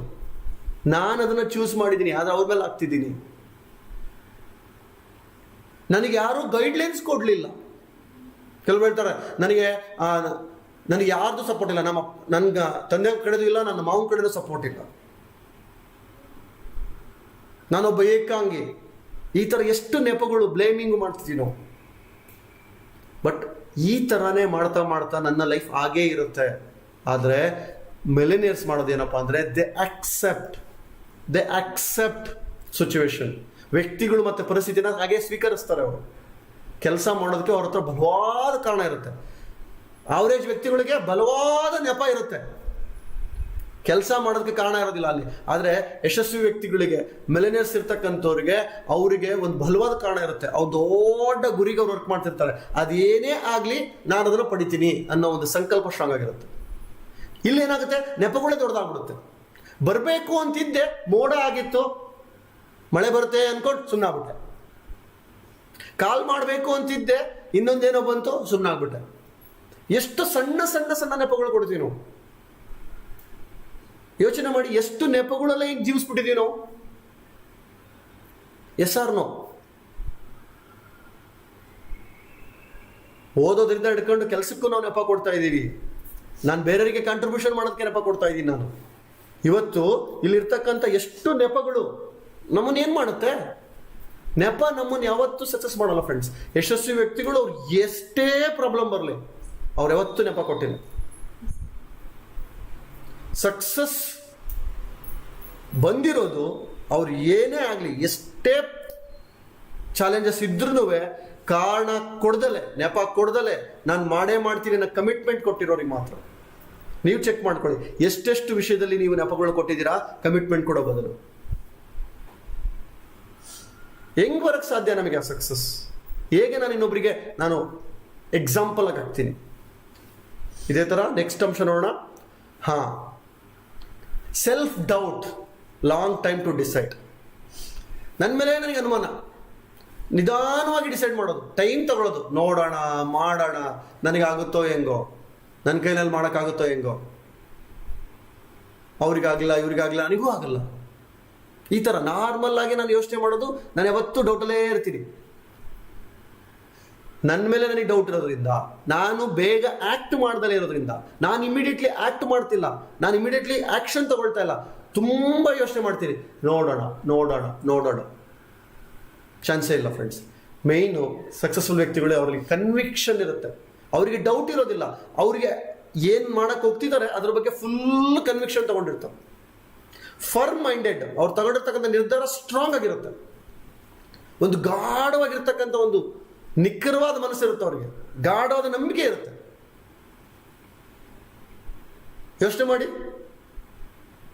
ಒಂದು ಬೆಕ್ಕು ಚಿತ್ರದಲ್ಲಿ ಏನು ಕಾಣ್ತಿದೆ, ನೋಡಿದಾಗ ಸಿಂಹ ಥರ ಕಾಣ್ತಿದೆ. ನಾನು ಅದನ್ನ ಹೇಗೆ ನೋಡ್ತೀನಿ, ನನ್ನ ಬಗ್ಗೆ ನನ್ನೆಲ್ಲ ಶಕ್ತಿ ಇದೆ ಅಂತ ನಾನು ಅನ್ಕೊಂಡ್ರೆ ಆ ಶಕ್ತಿ ಬರುತ್ತೆ. ಇಲ್ಲಾಂದ್ರೆ ನನಗೆ ನಾನು ಡೌಟ್ ಪಡ್ಕೊಂಡ್ಬಿಡ್ತೀನಿ. ಯಾವ ವಿಷಯದಲ್ಲಿ ನಿಮಗೆ ಕನ್ವಿಕ್ಷನ್ ಇಲ್ಲ, ಕನ್ವಿಕ್ಷನ್ ಯಾಕಿಲ್ಲ? ಅದ್ರ ಬಗ್ಗೆ ಕ್ಲಾರಿಟಿ ಇಲ್ಲ, ಅದ್ರ ಬಗ್ಗೆ ತಗೋಬೇಕಾಗಿರೋ ಜ್ಞಾನ ತಗೊಂಡಿಲ್ಲ, ಅದಕ್ಕೆ ನನಗೆ ಕನ್ವಿಕ್ಷನ್ ಇಲ್ಲ. ಈ ಕನ್ವಿಕ್ಷನ್ ಇಲ್ದಲೇ ಇದ್ದದಕ್ಕೆ ನಾನು ಅವರೇಜ್ ಆಗಿರ್ತೀನಿ. ಆದರೆ ಯಶಸ್ವಿ ವ್ಯಕ್ತಿಗಳು ಭಯಂಕರ ಕನ್ವಿಕ್ಷನ್ ಇರುತ್ತೆ, ಅವರ ಐಡಿಯಾ ಮೇಲೆ ಕನ್ವಿಕ್ಷನ್ ಇರುತ್ತೆ, ಅವ್ರು ಏನು ಮಾಡಕ್ಕೆ ಹೋಗ್ತಿದ್ದಾರೆ ಆ ಕೆಲಸದ ಮೇಲೆ ಅವ್ರಿಗೆ ಕನ್ವಿಕ್ಷನ್ ಇರುತ್ತೆ. ಫರ್ಮ್ ಮೈಂಡ್ ಇರ್ತಾರೆ, ಸ್ಟ್ರಾಂಗ್ ಆಗಿ ಡಿಸೈಡ್ ಮಾಡಿರ್ತಾರೆ. ಎಸ್, ನಾನೇನು ತಗೊಂಡಿದ್ದೀನಿ ನಿರ್ಧಾರ, ನಾನು ಯಾವತ್ತೂ ಚೇಂಜ್ ಮಾಡೋದಿಲ್ಲ, ನಾನು ತಗೊಂಡಿರೋ ಆಕ್ಷನ್ ಇಮ್ಮಿಡಿಯೇಟ್ಲಿ ಆಕ್ಟ್ ಮಾಡ್ತೀನಿ, ನಾನು ಯಾವತ್ತೂ ಮಿಸ್ ಮಾಡೋದಿಲ್ಲ ಅಂತ. ಅವ್ರು ತಗೊಂಡಿರೋ ನಿರ್ಧಾರದ ಮೇಲೆ ಅವರು ಸ್ಟ್ರಾಂಗ್ ಆಗಿರ್ತಾರೆ. ಈ ಡೌಟ್ ಇರ್ತಕ್ಕಂಥವ್ರು ಆಗಿಂದಾಗೆ ಚೇಂಜಸ್ ಆಗ್ತಾ ಇರುತ್ತೆ. ನೀವು ಚೆಕ್ ಮಾಡ್ಕೊಳ್ಳಿ, ಎಷ್ಟು ವಿಷಯದಲ್ಲಿ ನನಗೆ ಡೌಟ್ಸ್ ಇದೆ, ಎಷ್ಟು ವಿಷಯದಲ್ಲಿ ನಾನು ಡೌಟ್ ಪಡ್ತಿದ್ದೀನಿ, ನನ್ನ ಮೇಲೆ ನಾನು ಡೌಟ್ ಪಡ್ತಾ ಇದ್ದೀನಿ, ಇಮ್ಮಿಡಿಯೇಟ್ಲಿ ಆಕ್ಟ್ ಮಾಡ್ತಿಲ್ಲ. ಇಮ್ಮಿಡಿಯೇಟ್ಲಿ ಆಕ್ಟ್ ಮಾಡ್ದಲೇ ಇರೋದಕ್ಕೆ ನಾನು ಎಷ್ಟೋ ಒಂದು ಕೆಲಸನ ಮಿಸ್ ಮಾಡ್ಕೊಳ್ತಾ ಇದ್ದೀನಿ. ಆ ಮಿಸ್ ಹಾಕಿರೋದಕ್ಕೆ ನಾನು ದೊಡ್ಡದಾಗಿ ಯಶಸ್ಸು ಆಗೋಕ್ಕಾಗಿಲ್ಲ ಫ್ರೆಂಡ್ಸ್. ಇದೇ ಥರ ಇನ್ನೂ ಒಂದು ನೆಕ್ಸ್ಟ್ ಅಂಶ ನೋಡೋಣ. ಆವರೇಜ್ ವ್ಯಕ್ತಿಗಳು, failure is final, no challenging nature. ಎಲ್ಲ ಆಡಿದ ವ್ಯಕ್ತಿಗಳು ಏನಾದ್ರು ಒಂದು ಫೇಲ್ ಆಗ್ತಿದ್ದಂಗೆ ಮುಗಿದೋಯ್ತು, ಅದೇ ಫೈನಲ್. ನಾನು ಸೋತೆ, ಮುಗಿದೋಯ್ತು, ಸೋತಿದ್ದೆ ಕೊನೆ, ಸವಾಲು ಗುಣ ಇಲ್ಲ ನನ್ನ ಹತ್ರ, ನನಗೆ ಸವಾಲಾಗಿ ತಗೋಬೇಕದನ್ನ, ನೋ, ಇಮ್ಮಿಡಿಯೇಟ್ಲಿ ನಾನು ವಿತ್ಡ್ರಾ ಆಗ್ಬಿಡ್ತೀನಿ. ಸೂಸೈಡ್ ತನಕ ಹೋಗೋರ ಕತೆ ಏನು? ಯಾಕೆ ಅವ್ರು ಸೂಸೈಡ್ ಮಾಡ್ಕೊಳ್ತಾರೆ? ಸೂಸೈಡ್ ಯಾಕೆ ಮಾಡ್ಕೊಳ್ತಾರೆ? ನನ್ನ ಲೈಫಲ್ಲಿ ಎಲ್ಲ ಮುಗಿದೋಯ್ತು, ನಾನೇನು ಮಾಡೋಕ್ಕಾಗಲ್ಲ, ನನ್ನ ಕಂಪ್ಲೀಟ್ ಲೈಫನ್ನೇ ಎಂಡ್ ಮಾಡ್ಕೊಂಡ್ಬಿಡ್ತಾರೆ. ತುಂಬಾ ಜನ ಸೂಸೈಡ್ ಮಾಡ್ಕೊಂಡು ಹೋಗಿದ್ದಾರೆ, ಎಷ್ಟೋ ಜನ ಸೂಸೈಡ್ ಟ್ರೈ ಮಾಡಿದ್ದೀರಾ, ಆ್ಯಂಡ್ ಕೆಲವೊಬ್ರು ಸೂಸೈಡ್ ಮಾಡ್ಕೊಳಕ್ ಹೋಗಿಲ್ಲ, ಆದರೆ ನನ್ನ ಜೀವನ ಸೂಸೈಡ್ ಥರ ನಡೀತಾ ಇದೆ. ಒಂದು ಫೇಲ್ ಆಗ್ತಿದ್ದಂಗೆ ಅದು ಫೈನಲ್ ಅನ್ಕೊಂಡು ಅದನ್ನ ನೆಕ್ಸ್ಟ್ ಪ್ರಯತ್ನ ಕೂಡ ಮಾಡ್ತೀನಿ. ಆದರೆ ಮಿಲಿನಿಯರ್ಸ್ ಮೆಂಟಾಲಿಟಿ ಹೇಗಪ್ಪ ಅಂದರೆ, ಆ ಒಂದು ಏನು ಫೇಲ್ ಆಗ್ತಿರಲ್ವಾ, ಆ ಫೇಲ್ ಆಗಿದ ತಕ್ಷಣ ಅವರು ಅದನ್ನ wow it's a greatest learning experience ಅನ್ಕೊಳ್ತೀವಿ. ಈಗ ನಾನು ಫೇಲ್ ಆದೆ, ನಾನು ಇದರಲ್ಲಿ ಏನು ಕಲಿಬಹುದು, ಕಲಿಯೋದಕ್ಕೊಂದು ಒಳ್ಳೆ ಅವಕಾಶ ಸಿಕ್ತು, fight back, immediately fight back ಮಾಡ್ತಾರೆ. ಅವರಿಗೆ ಎಕ್ಸ್ಟ್ರಾ ಆರ್ಡಿನರಿ ಚಾಲೆಂಜಿಂಗ್ ನೇಚರ್ ಇರುತ್ತೆ. ಕಲಿಯೋದಕ್ಕೊಂದು ಅವಕಾಶ ಫೇಲ್ಯೂರ್. ಇದಕ್ಕೆ ನಾನು ಮತ್ತೆ ಥಾಮಸ್ ಆಲ್ವಾ ಎಡಿಸನ್ ಒಂದು ಎಕ್ಸಾಂಪಲ್ ಹೇಳ್ತೀನಿ. ಅವ್ರು ಬಂದ್ಬಿಟ್ಟು ಕೇಳ್ತಾರೆ ರಿಪೋರ್ಟರ್ಸ್, 10,000 ಎಕ್ಸ್ಪೆರಿಮೆಂಟ್ ಮಾಡಿದಲ್ಲಪ್ಪ ನೀನು, ನಿನಗೆ ಬೇಜಾರನೇ ಆಗಲಿಲ್ವಾ ಅಂತ. ಅವ್ರು ಏನು ಹೇಳ್ತಾರೆ ಗೊತ್ತಾ? 10,000 ಎಕ್ಸ್ಪೆರಿಮೆಂಟ್ ಅಂತ ಬೇಜಾರಲ್ಲ, ನನಗೆ ಖುಷಿ ಆಗ್ತಿದೆ. ಯಾಕೆ ಅಂದರೆ ಇಡೀ ಪ್ರಪಂಚಕ್ಕೆ ನನಗೆ ಮಾತ್ರ ಗೊತ್ತು 10,000 ರೀತಿಯಲ್ಲಿ ನಾನು ಬಲ್ಬನ್ನ ಕಂಡಿಡಿಯೋಕ್ಕಾಗಲ್ಲ ಅಂತ ನನಗೆ ಮಾತ್ರ ಗೊತ್ತು ಅಂತ ಹೇಳ್ತಾರೆ. That is called a learning experience. ಅವ್ರು ಇನ್ನೊಂದು, ಅವರು 10,000 ಎಕ್ಸ್ಪೆರಿಮೆಂಟ್ ಮಾಡ್ತಾ ಮಾಡ್ತಾ ಮಾಡ್ತಾ ಬಲ್ಬಿಗೆ ಫೋಕಸ್ ಮಾಡಿದ್ದು, ಆದರೆ ಅಂದಿಗೆ ಬೇರೆ ಬೇರೆ ಬೇರೆ ಬೇರೆ ಸಿಕ್ಕಾಪಟ್ಟೆ ಇನ್ವೆನ್ಷನ್ ಮಾಡ್ತಾರೆ. ಅವ್ರೇನಾದ್ರು ಅದು ಫೇಲ್ ಅಂತ ಅನ್ಕೊಂಡಿದ್ದಿದ್ರೆ ಅಲ್ಲೇ ಡ್ರಾಪ್ ಮಾಡಿ ಬಿಟ್ಬಿಡ್ತಿದ್ರು. ಬಟ್ ಒಂದೊಂದು ಫೇಲ್ ಆದಾಗಲೂ ಸಹಿತ ಡಿಫ್ರೆಂಟ್ ಎಕ್ಸ್ಪೀರಿಯನ್ಸ್ ಆಗ್ತಿತ್ತು, ಡಿಫ್ರೆಂಟ್ ಲರ್ನಿಂಗ್ ಆಗ್ತಾ ಇತ್ತು. ನನಗೂ ತುಂಬಾನೇ ಇಷ್ಟ ಈ ಒಂದು ಅಂಶ. ನನ್ನ 21 ವರ್ಷ ಜರ್ನಿನಲ್ಲಿ ಸಾಕಷ್ಟು ಫೇಲ್ ಆಗಿದ್ದೀನಿ ನಾನು ಖುದ್ದಾಗಿ. ಆದರೆ ಎವ್ರಿ ಸಿಂಗಲ್ ಫೇಲ್ಯೂರಲ್ಲಿ ನನಗೆ ಒಂದು ಪಾಠ ಕಲ್ತಿದ್ದೀನಿ. ನಾನು ನೆಕ್ಸ್ಟ್ ಲೆವೆಲ್ಗೆ ಆ ಪಾಠನ ಕಲಿತು ಅದಕ್ಕೆ ಇನ್ನೇನು ಮಾಡ್ಬೋದು, ನಾನು ಈ ಒಂದು ಸಕ್ಸಸ್ ಆಗೋದಕ್ಕೆ ನಾನು ಏನು ಕಲಿಬೇಕಿತ್ತು. ಎಲ್ಲ ಫೇಲ್ಯೂರ್ ಆಗ್ತಾ ಇರೋದು ನನ್ನ ನೆಕ್ಸ್ಟ್ ಲೆವೆಲ್ಗೆ ಹೋಗೋದಕ್ಕೆ, ನಾನು ಕಲಿತು ನಾನು ನೆಕ್ಸ್ಟ್ ಲೆವೆಲ್ಗೆ ಹೋಗೋದಕ್ಕೆ. ಯಾಕೆ ಫೇಲ್ ಆಯ್ತು, ನಾನು ಏನು ಮಿಸ್ಟೇಕ್ಸ್ ಮಾಡಿದೆ, ನಾನು ಇನ್ನೂ ಏನು ಬೆಸ್ಟ್ ಮಾಡ್ಬೋದಿತ್ತು. ಒಂದೊಂದು ಫೇಲ್ಯೂರ್ಲು ಕಲಿಯೋದಿದೆಯಲ್ಲ, ಆ ಆ್ಯಂಗಲ್ ಅಲ್ಲಿ ನೋಡಿದ್ದೀನಿ ನಾನು. ಫೇಲ್ಯೂರೇ ಇಲ್ಲ ಅಂದ್ರೆ ಆ ಲೈಫ್ ಒಂದು ಥ್ರಿಲ್ ಇರುತ್ತಾ? ಎಲ್ಲ ಈಸಿಯಾಗಿ ಆಗೋಯ್ತಪ್ಪ. ಜಸ್ಟ್ ಯೋಚನೆ ಮಾಡಿ, ನೀವು ಅನ್ಕೊಂಡಿದ್ದೆಲ್ಲ ಟಕ ಟಕ ಟಕ ಟಕ ಆಗ್ತಾ ಇರುತ್ತೆ. ನಾನು ಬಿಸ್ನೆಸ್ ಅಲ್ಲಿ ಹೇಳ್ತಾ ಇರ್ತೀನಿ, ನೀವು ಹೋಗ್ತೀರಾ, ಒಬ್ರಿಗೆ ಅಪ್ರೋಚ್ ಮಾಡ್ತೀರಾ, ಓ ಬೋಧಿಕೇರರ ನೀವು ಬನ್ನಿ, ಓ 10,000 ಪ್ರಾಡಕ್ಟ್ ಕೊಡಿ, ನಾನು 1 ಕೋಟಿ ಬಿಸ್ನೆಸ್ ಮಾಡ್ತೀನಿ ಅಂತ ಹಂಗೆ ಇಮಿಡಿಯೇಟ್ಲಿ ಬಂದ್ಬಿಡ್ತಾರೆ. ನೀವು ಕೇಳಿದ್ರಲ್ಲ 10,000 ಪ್ರಾಡಕ್ಟ್ ತಗೊಂಡ್ಬಿಡ್ತಾರೆ. ನೀವು ಏನೇ ಕೆಲಸ ಮಾಡಿದ್ರು ಈಸಿಯಾಗಿ ಆಗೋಗ್ಬಿಡುತ್ತೆ. ಹಂಗಾಗ್ಬಿಟ್ರೆ ನೀವೇನಾಗ್ತೀರ ಗೊತ್ತಾ? ಪ್ರಾಡಕ್ಟ್ ಸಪ್ಲೈ ಮಾಡೋ ಕೊರಿಯರ್ ಬಾಯ್ ಆಗ್ಬಿಡ್ತೀರ. ನಿಮಗೆ ಲೈಫಲ್ಲಿ ಒಂದು ಥ್ರಿಲ್ಲಿಂಗ್ ಎಕ್ಸ್ಪೀರಿಯನ್ಸ್ ಇರೋದಿಲ್ಲ, ನೀವೊಬ್ಬ ಮಹಾನ್ ಲೀಡರ್ ಆಗೋದೇ ಇಲ್ಲ. ಎಲ್ಲ ಮಹಾನ್ ವ್ಯಕ್ತಿಗಳು ಹೈಯೆಸ್ಟ್ ಫೇಲ್ಯೂರಲ್ಲಿ ಹೈಯೆಸ್ಟ್ ಲರ್ನಿಂಗ್ ಆಗಿ ತಗೊಂಡಿದ್ದಾರೆ. ಆ ಫೇಲ್ಯೂರ್ಸ್ ಬರ್ತಿದ್ರೆ ಮಾತ್ರ, ಎದುರುಗಡೆ ಆ ಒಂದು ಚಾಲೆಂಜಸ್ ಬರ್ತಿದ್ರೆ ಮಾತ್ರ ನನ್ನ ಲೈಫ್ ಥ್ರಿಲ್ಲಿಂಗ್ ಆಗಿರುತ್ತೆ. ನಾನು ಯಾವತ್ತೂ ಒಂದು ಎಕ್ಸಾಂಪಲ್ ಕೊಡ್ತೀನಿ. ನಾನೊಂದು ಎಕ್ಸಾಂಪಲ್ ತಗೊಂಡಿರೋದು ಏನಪ್ಪ ಅಂದರೆ, ಫಾರ್ ಎಕ್ಸಾಂಪಲ್ ಸಚಿನ್ ತೆಂಡೂಲ್ಕರ್ ಗೊತ್ತಲ್ವಾ? ಸಚಿನ್ ತೆಂಡೂಲ್ಕರ್ಗೆ ನಾನು ಬೌಲಿಂಗ್ ಮಾಡಿದರೆ, ವಿಜಯ್ ಡಿ ಜಿ ಹೋಗಿ ಬೌಲಿಂಗ್ ಮಾಡಿದರೆ ಎಷ್ಟೊತ್ತು ಆಡ್ಬೋದು, ಎಷ್ಟು ಸಿಕ್ಸ್ ಹೊಡಿಬೋದು? ಏನು ಹೇಳ್ತೀರಾ? ಕೆಲವರು ಹೇಳ್ತೀರಾ ಬೇಜಾನ್ ಸಿಕ್ಸ್ ಹೊಡಿಬೋದು ಅಂತ. ನನ್ನ ಪ್ರಶ್ನೆ, ನನ್ನ ಬೌಲಿಂಗಿಗೆ ಬ್ಯಾಟ್ ಮಾಡೋಕ್ಕಾಗುತ್ತಾ? ಬ್ಯಾಟ್ ಮಾಡೋ ಸಾಧ್ಯತೆ ಇದೆಯಾ? ಸಚಿನ್ ತೆಂಡೂಲ್ಕರ್ ನನ್ನ ಬೌಲಿಂಗಿಗೆ ಬ್ಯಾಟ್ ಮಾಡೋಕ್ಕಾಗಲ್ಲ. ಸಚಿನ್ ತೆಂಡೂಲ್ಕರ್ ಆಗಿದ್ದು ವರ್ಲ್ಡ್ ಬೆಸ್ಟ್ ಬೌಲರ್ಸಿಗೆ ಬ್ಯಾಟ್ ಮಾಡಿದ್ದಕ್ಕೆ. ಆ world best bowler Shoaib Akhtar speedest bowler, Shane Warne spinnest bowler, ಆ ವ್ಯಕ್ತಿಗಳಿಗೆ ಆ ಬೌಲಿಂಗ್ ಸಿಕ್ಸ್ ಹೊಡೆದ್ರೆ ಅವನಿಗೆ ಸಚಿನ್ ಅಂತ ಹೇಳೋದು. ನೀವು ತಗೊಂಡಿರ್ತಕ್ಕಂಥ ಫೇಲ್ಯೂರ್ಸ್ ಏನಿದೆಯಲ್ಲ, ಆ ಫೇಲ್ಯೂರಿಗೆ ನೀವು ಹೆಂಗ್ ನೋಡಿದಿರಾ ನೋಡಿ. ನಿಮಗೆ ಆಡಿದಿರ ಲೈಫ್ ಕಳೆದ್ಬಿಟ್ರೆ ನಿಮ್ಮನ್ನ ಯಾಕೆ ಸಚಿನ್ ಅಂತಾರೆ?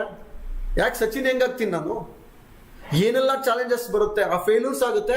ಅದಕ್ಕೆ ನನ್ನ experience is a effective batting. Highest failures ಆಗ್ತಿರ್ಬೇಕು ನಮಗೆ, ಆದಾಗ ಅಲ್ಲಿ ನಾನು ಕಲಿತೀನಿ, ಅಲ್ಲಿ ನಾನು ಇನ್ನೂ ಎಕ್ಸೆಲ್ ಆಗ್ತೀನಿ. ಫೇಲ್ಯೂರ್ಸ್ ಬರ್ತಿದೆ ಅಂದ್ರೆ ಅದರ್ಥ ನನ್ನನ್ನ ಎಂಪವರ್ ಮಾಡೋದಕ್ಕೆ, ನನ್ನನ್ನ ಕಲಿಯೋದಕ್ಕೆ, ನಾನು ಕಲ್ತಿರೋ ಎಕ್ಸ್ಪೀರಿಯನ್ಸ್ ಮಾಡ್ಕೊಳ್ಳಿಕ್ಕೆ, ನಾನು ನೆಕ್ಸ್ಟ್ ಲೆವೆಲ್ ಹೋಗೋದಕ್ಕೆ ಬರ್ತಾ ಇರೋದು ಫೇಲ್ಯೂರ್. ಆ ಭಾವನೆನೆಲ್ಲ ನೋಡ್ತಿದ್ದೀನ ನೋಡಿ ನನ್ನ ಲೈಫ್ನ. ನಾನು ಎಲ್ಲಿ ತನಕ ಆ ಭಾವನೆನೆಲ್ಲ ನೋಡಲ್ಲ, ಅಲ್ಲಿ ತನಕ ನಾನು ಸಕ್ಸಸ್ ಆಗೋಕ್ಕಾಗಲ್ಲ. ಹಾಗಾಗಿ ನೀವು ಚೆಕ್ ಮಾಡ್ಕೊಳ್ಳಿ, ನಿಮ್ಮಲ್ಲಿ ಎಷ್ಟು ಚಾಲೆಂಜಿಂಗ್ ನೇಚರ್ ಇದೆ.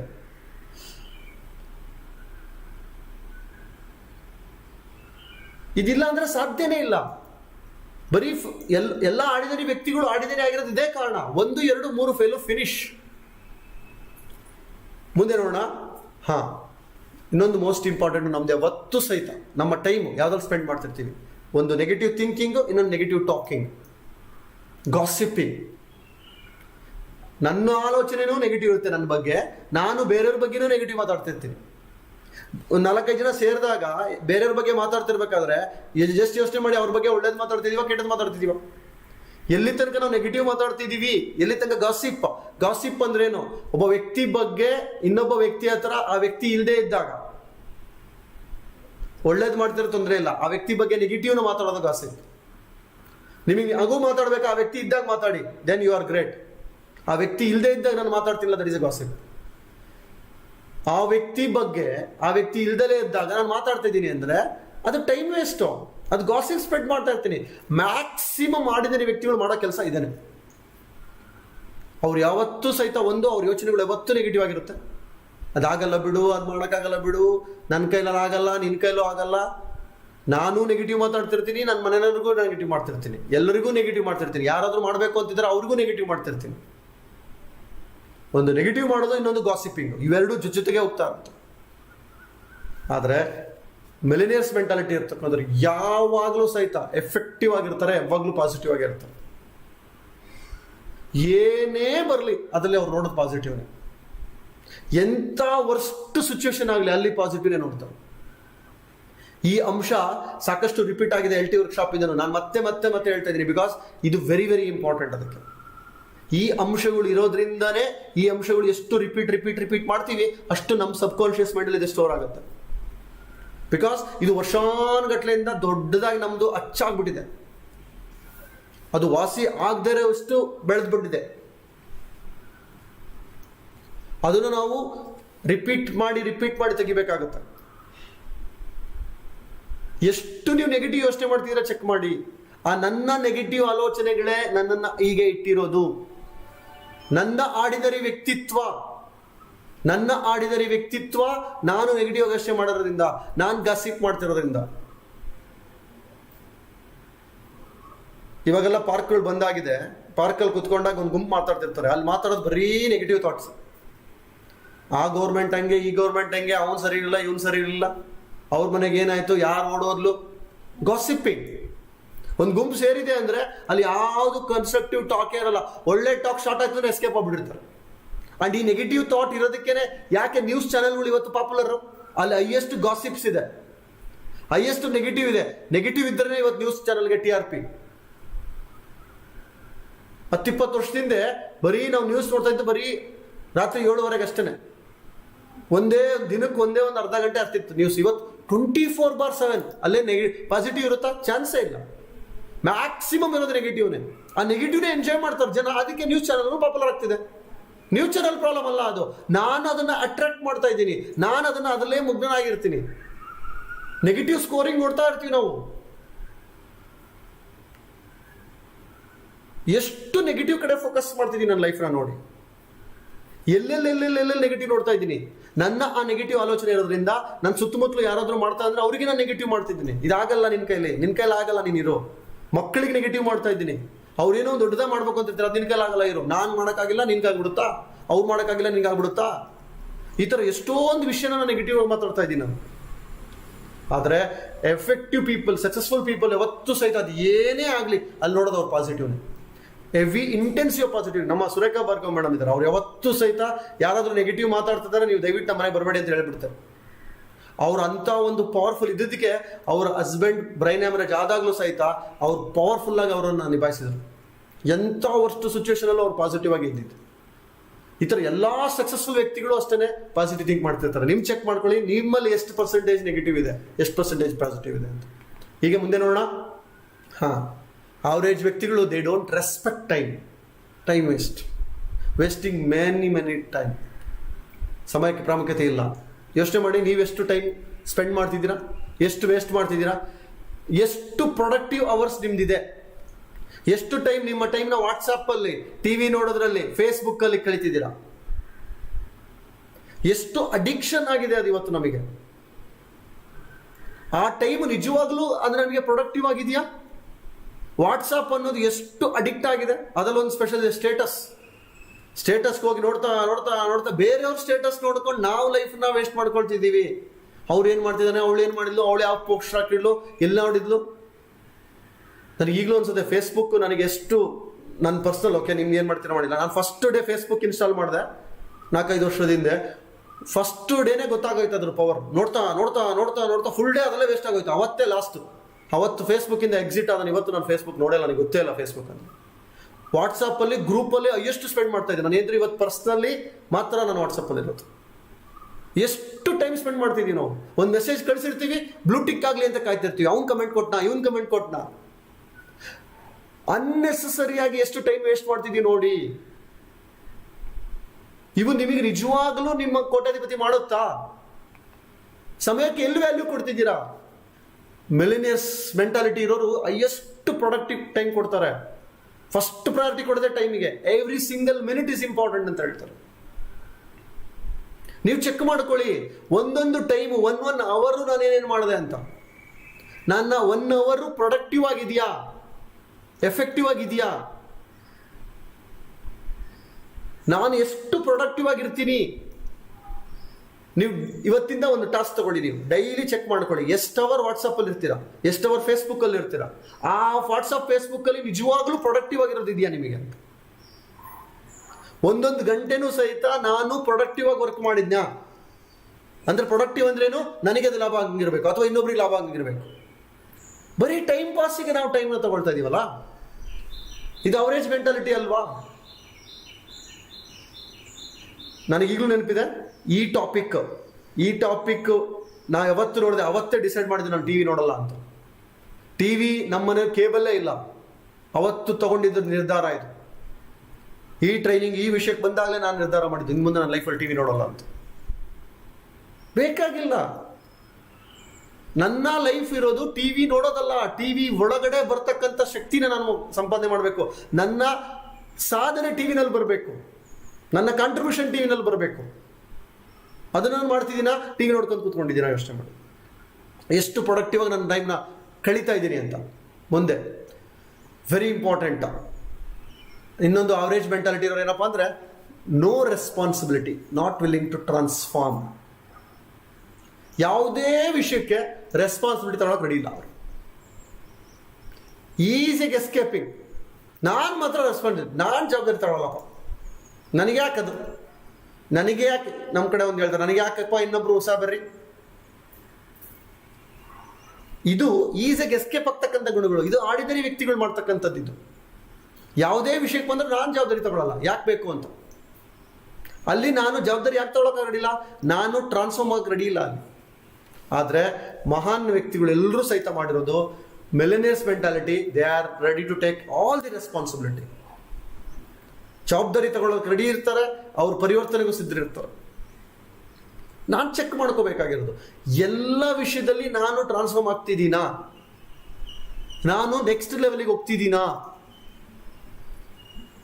ನಾನು ಎಲ್ಲದರ ಜವಾಬ್ದಾರಿ ತಗೊಳ್ತಿದ್ದೀನಾ, ಎಲ್ಲದಕ್ಕೂ ನಾನೇ ಜವಾಬ್ದಾರಿ, ನಾನೇನು ಮಾಡಬೇಕು, ನಾನು ಏನು ಕೊಡಬೇಕು. ಜವಾಬ್ದಾರಿ ನನ್ನ ಬಗ್ಗೆ ನನಗೆ ಜವಾಬ್ದಾರಿ, ನನ್ನ ಮನೆಯವ್ರ ಬಗ್ಗೆ ಜವಾಬ್ದಾರಿ, ನನ್ನ ಫ್ಯಾಮಿಲಿ, ನನ್ನ ಕುಟುಂಬ, ನನ್ನ ಊರು, ತಾಲೂಕು, ಜಿಲ್ಲೆ, ದೇಶ, ಎಲ್ಲದ ಜವಾಬ್ದಾರಿ. ಗಾಂಧೀಜಿ ನನ್ನ ದೇಶ ಅಂತ ಜವಾಬ್ದಾರಿ ತಗೊಂಡಿದ್ದಕ್ಕೆ ಅವ್ರು ಗಾಂಧೀಜಿ ಆಗಿದ್ದು. ನನಗೆ ಯಾಕೆ ಬೇಕಪ್ಪ, ಯಾರಾದರೂ ದೇಶಕ್ಕೆ ಹೋರಾಡಲಿ ಅಂತ ಬಿಟ್ಟಿದ್ರೆ. ಜಸ್ಟ್ ಯೋಚನೆ ಮಾಡಿ, ಎಲ್ಲ ಮಹಾನ್ ವ್ಯಕ್ತಿಗಳು ತಗೊಂಡಿರ್ತಕ್ಕಂಥ ಕ್ವಾಲಿಟೀಸ್ ಇವೆಲ್ಲ. ಆ ಕ್ವಾಲಿಟಿ ನನಗೆ ಎಷ್ಟು ಪರ್ಸೆಂಟೇಜ್ ಇದೆ? ನಾನು ಸಂತೋಷವಾಗಿರ್ಬೇಕು ಅಂದ್ರೂ ಜವಾಬ್ದಾರಿ ತಗೋಬೇಕು, ನಾನು ಸಕ್ಸಸ್ ಆಗಬೇಕು ಅಂದ್ರೂ ಜವಾಬ್ದಾರಿ ತಗೋಬೇಕು.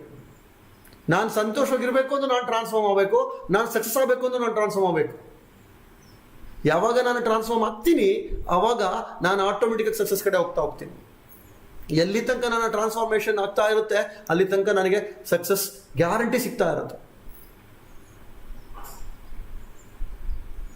ಜಸ್ಟ್ ಯೋಚನೆ ಮಾಡಿ, ನಿಮ್ಮಲ್ಲಿ ಎಷ್ಟು ಟ್ರಾನ್ಸ್ಫಾರ್ಮೇಶನ್ಗೆ ರೆಡಿ ಆಗ್ತಿದ್ದೀರಾ? ಇನ್ನು ಎಷ್ಟು ವಿಷಯದಲ್ಲಿ ನಾನು ಟ್ರಾನ್ಸ್ಫಾರ್ಮ್ ಆಗಬೇಕಾಗಿದೆ, ಎಷ್ಟು ವಿಷಯದಲ್ಲಿ ಇನ್ನೂ ನಾನು ಜವಾಬ್ದಾರಿ ತಗೋಬೇಕಾಗಿದೆ. ಎಲ್ಲದಕ್ಕೂ ನಾನೇ ಕಾರಣ, ಅಲ್ಲಿ ನಾನೇನೇನೇನು ವರ್ಕ್ ಮಾಡಬೇಕು, ಇದೆಲ್ಲದನ್ನು ನೀವು ಟ್ರೈ ಮಾಡ್ತಾ ಹೋಗಿ ಮುಂದೆ. Waiting for opportunity. ಮಾಡಿದರೆ ವ್ಯಕ್ತಿಗಳು ಅವಕಾಶಕ್ಕೋಸ್ಕರ ಕಾಯ್ತಾ ಕೂತ್ಕೊಳ್ಳೋದು, ಯಾರಾದರೂ ಬಂದ್ಬಿಟ್ಟು ನನಗೆ ಏನಾದರೂ ಹೆಲ್ಪ್ ಮಾಡ್ತಾರಾ. ತುಂಬ ಜನಗಳಿಗೆ ಒಂದು ಕನಸಿರುತ್ತೆ, ನಾನು ದಾರಿಲಿ ಹೋಗ್ತಾ ಇರ್ತೀನಿ, ಒಂದು ಮೂಟೆ ದುಡ್ಡು ಬಿದ್ದರೆ ಹೆಂಗಿರುತ್ತೆ, ಈ ಥರ ಕಾಯ್ತಾ ಇರ್ತೀನಿ. ಯಾರಾದರೂ ಬಂದ್ಬಿಟ್ಟು ನನಗೆ ಸಡನ್ನಾಗಿ ನನ್ನನ್ನು ಹೀರೋ ಮಾಡಿಬಿಟ್ರೆ, ಸಡನ್ನಾಗಿ ನನಗೆ ಏನಾದ್ರು ಒಂದು ಬ್ರೇಕ್ ಥ್ರೂ ಬಂದುಬಿಟ್ರೆ, ಅವಕಾಶಕ್ಕೋಸ್ಕರ ಕಾಯ್ತಾ ಇರ್ತೀವಿ, ಯಾರೋ ಬಂದು ಏನೋ ಮಾಡ್ತಾರೆ ಅಂತ. ಆದರೆ ಯಶಸ್ವಿ ವ್ಯಕ್ತಿಗಳು ಯಾವತ್ತೂ ಸಹಿತ ಕಾಯೋದಿಲ್ಲ. They hunt for opportunity, they create their own opportunity.